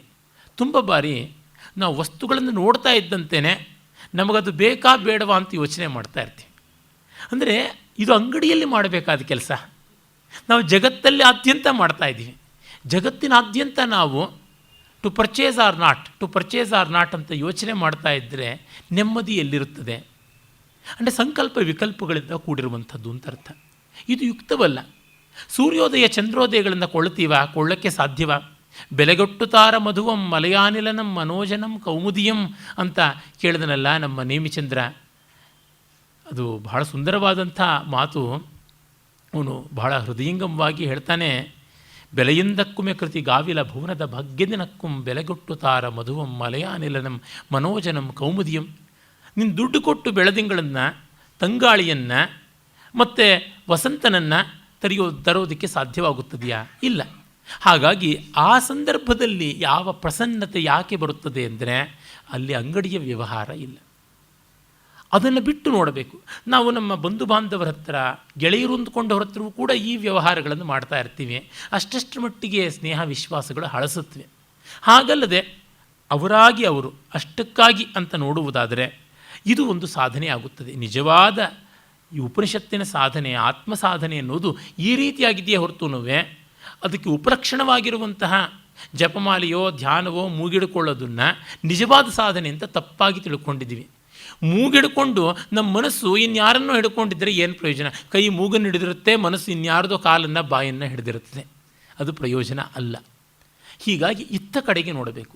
ಆ ದಾರಿಯಲ್ಲಿ ನೋಡಿದಾಗ ಪ್ರಕೃತಿ ನಿರೀಕ್ಷಣ, ಸತ್ಕಾವ್ಯ ಕಲೆಗಳಲ್ಲಿ ಯಥೇಷ್ಟವಾಗಿ ಕಾಣಿಸುತ್ತದೆ. ಕಲೆಯಲ್ಲಿ ಸಾಕ್ಷಿಭಾವ ತನ್ನಂತೆ ತಾನು ಸಿದ್ಧವಾಗುತ್ತದೆ. ಇವುಗಳ ಕಡೆಗೆ ಗಮನ ಕೊಡಬೇಕು. ಹಾಗಾಗಿ ಗಾಢನಿದ್ರೆಯಲ್ಲಿ ಚೈತನ್ಯ ಮಾತ್ರವಾಗಿರುವಂಥದ್ದನ್ನು ಅರ್ಥ ಮಾಡಿಕೊಂಡವನೇ ಧೀರ, ಅವನಿಗೆ ಶೋಕವಿಲ್ಲ ಅನ್ನುವ ಮಾತನ್ನು ಹೇಳ್ತದೆ. ಇನ್ನು ಅದರ ವಿವರಗಳನ್ನು ನಾಳೆ ನೋಡೋಣ. ನಮಸ್ಕಾರ.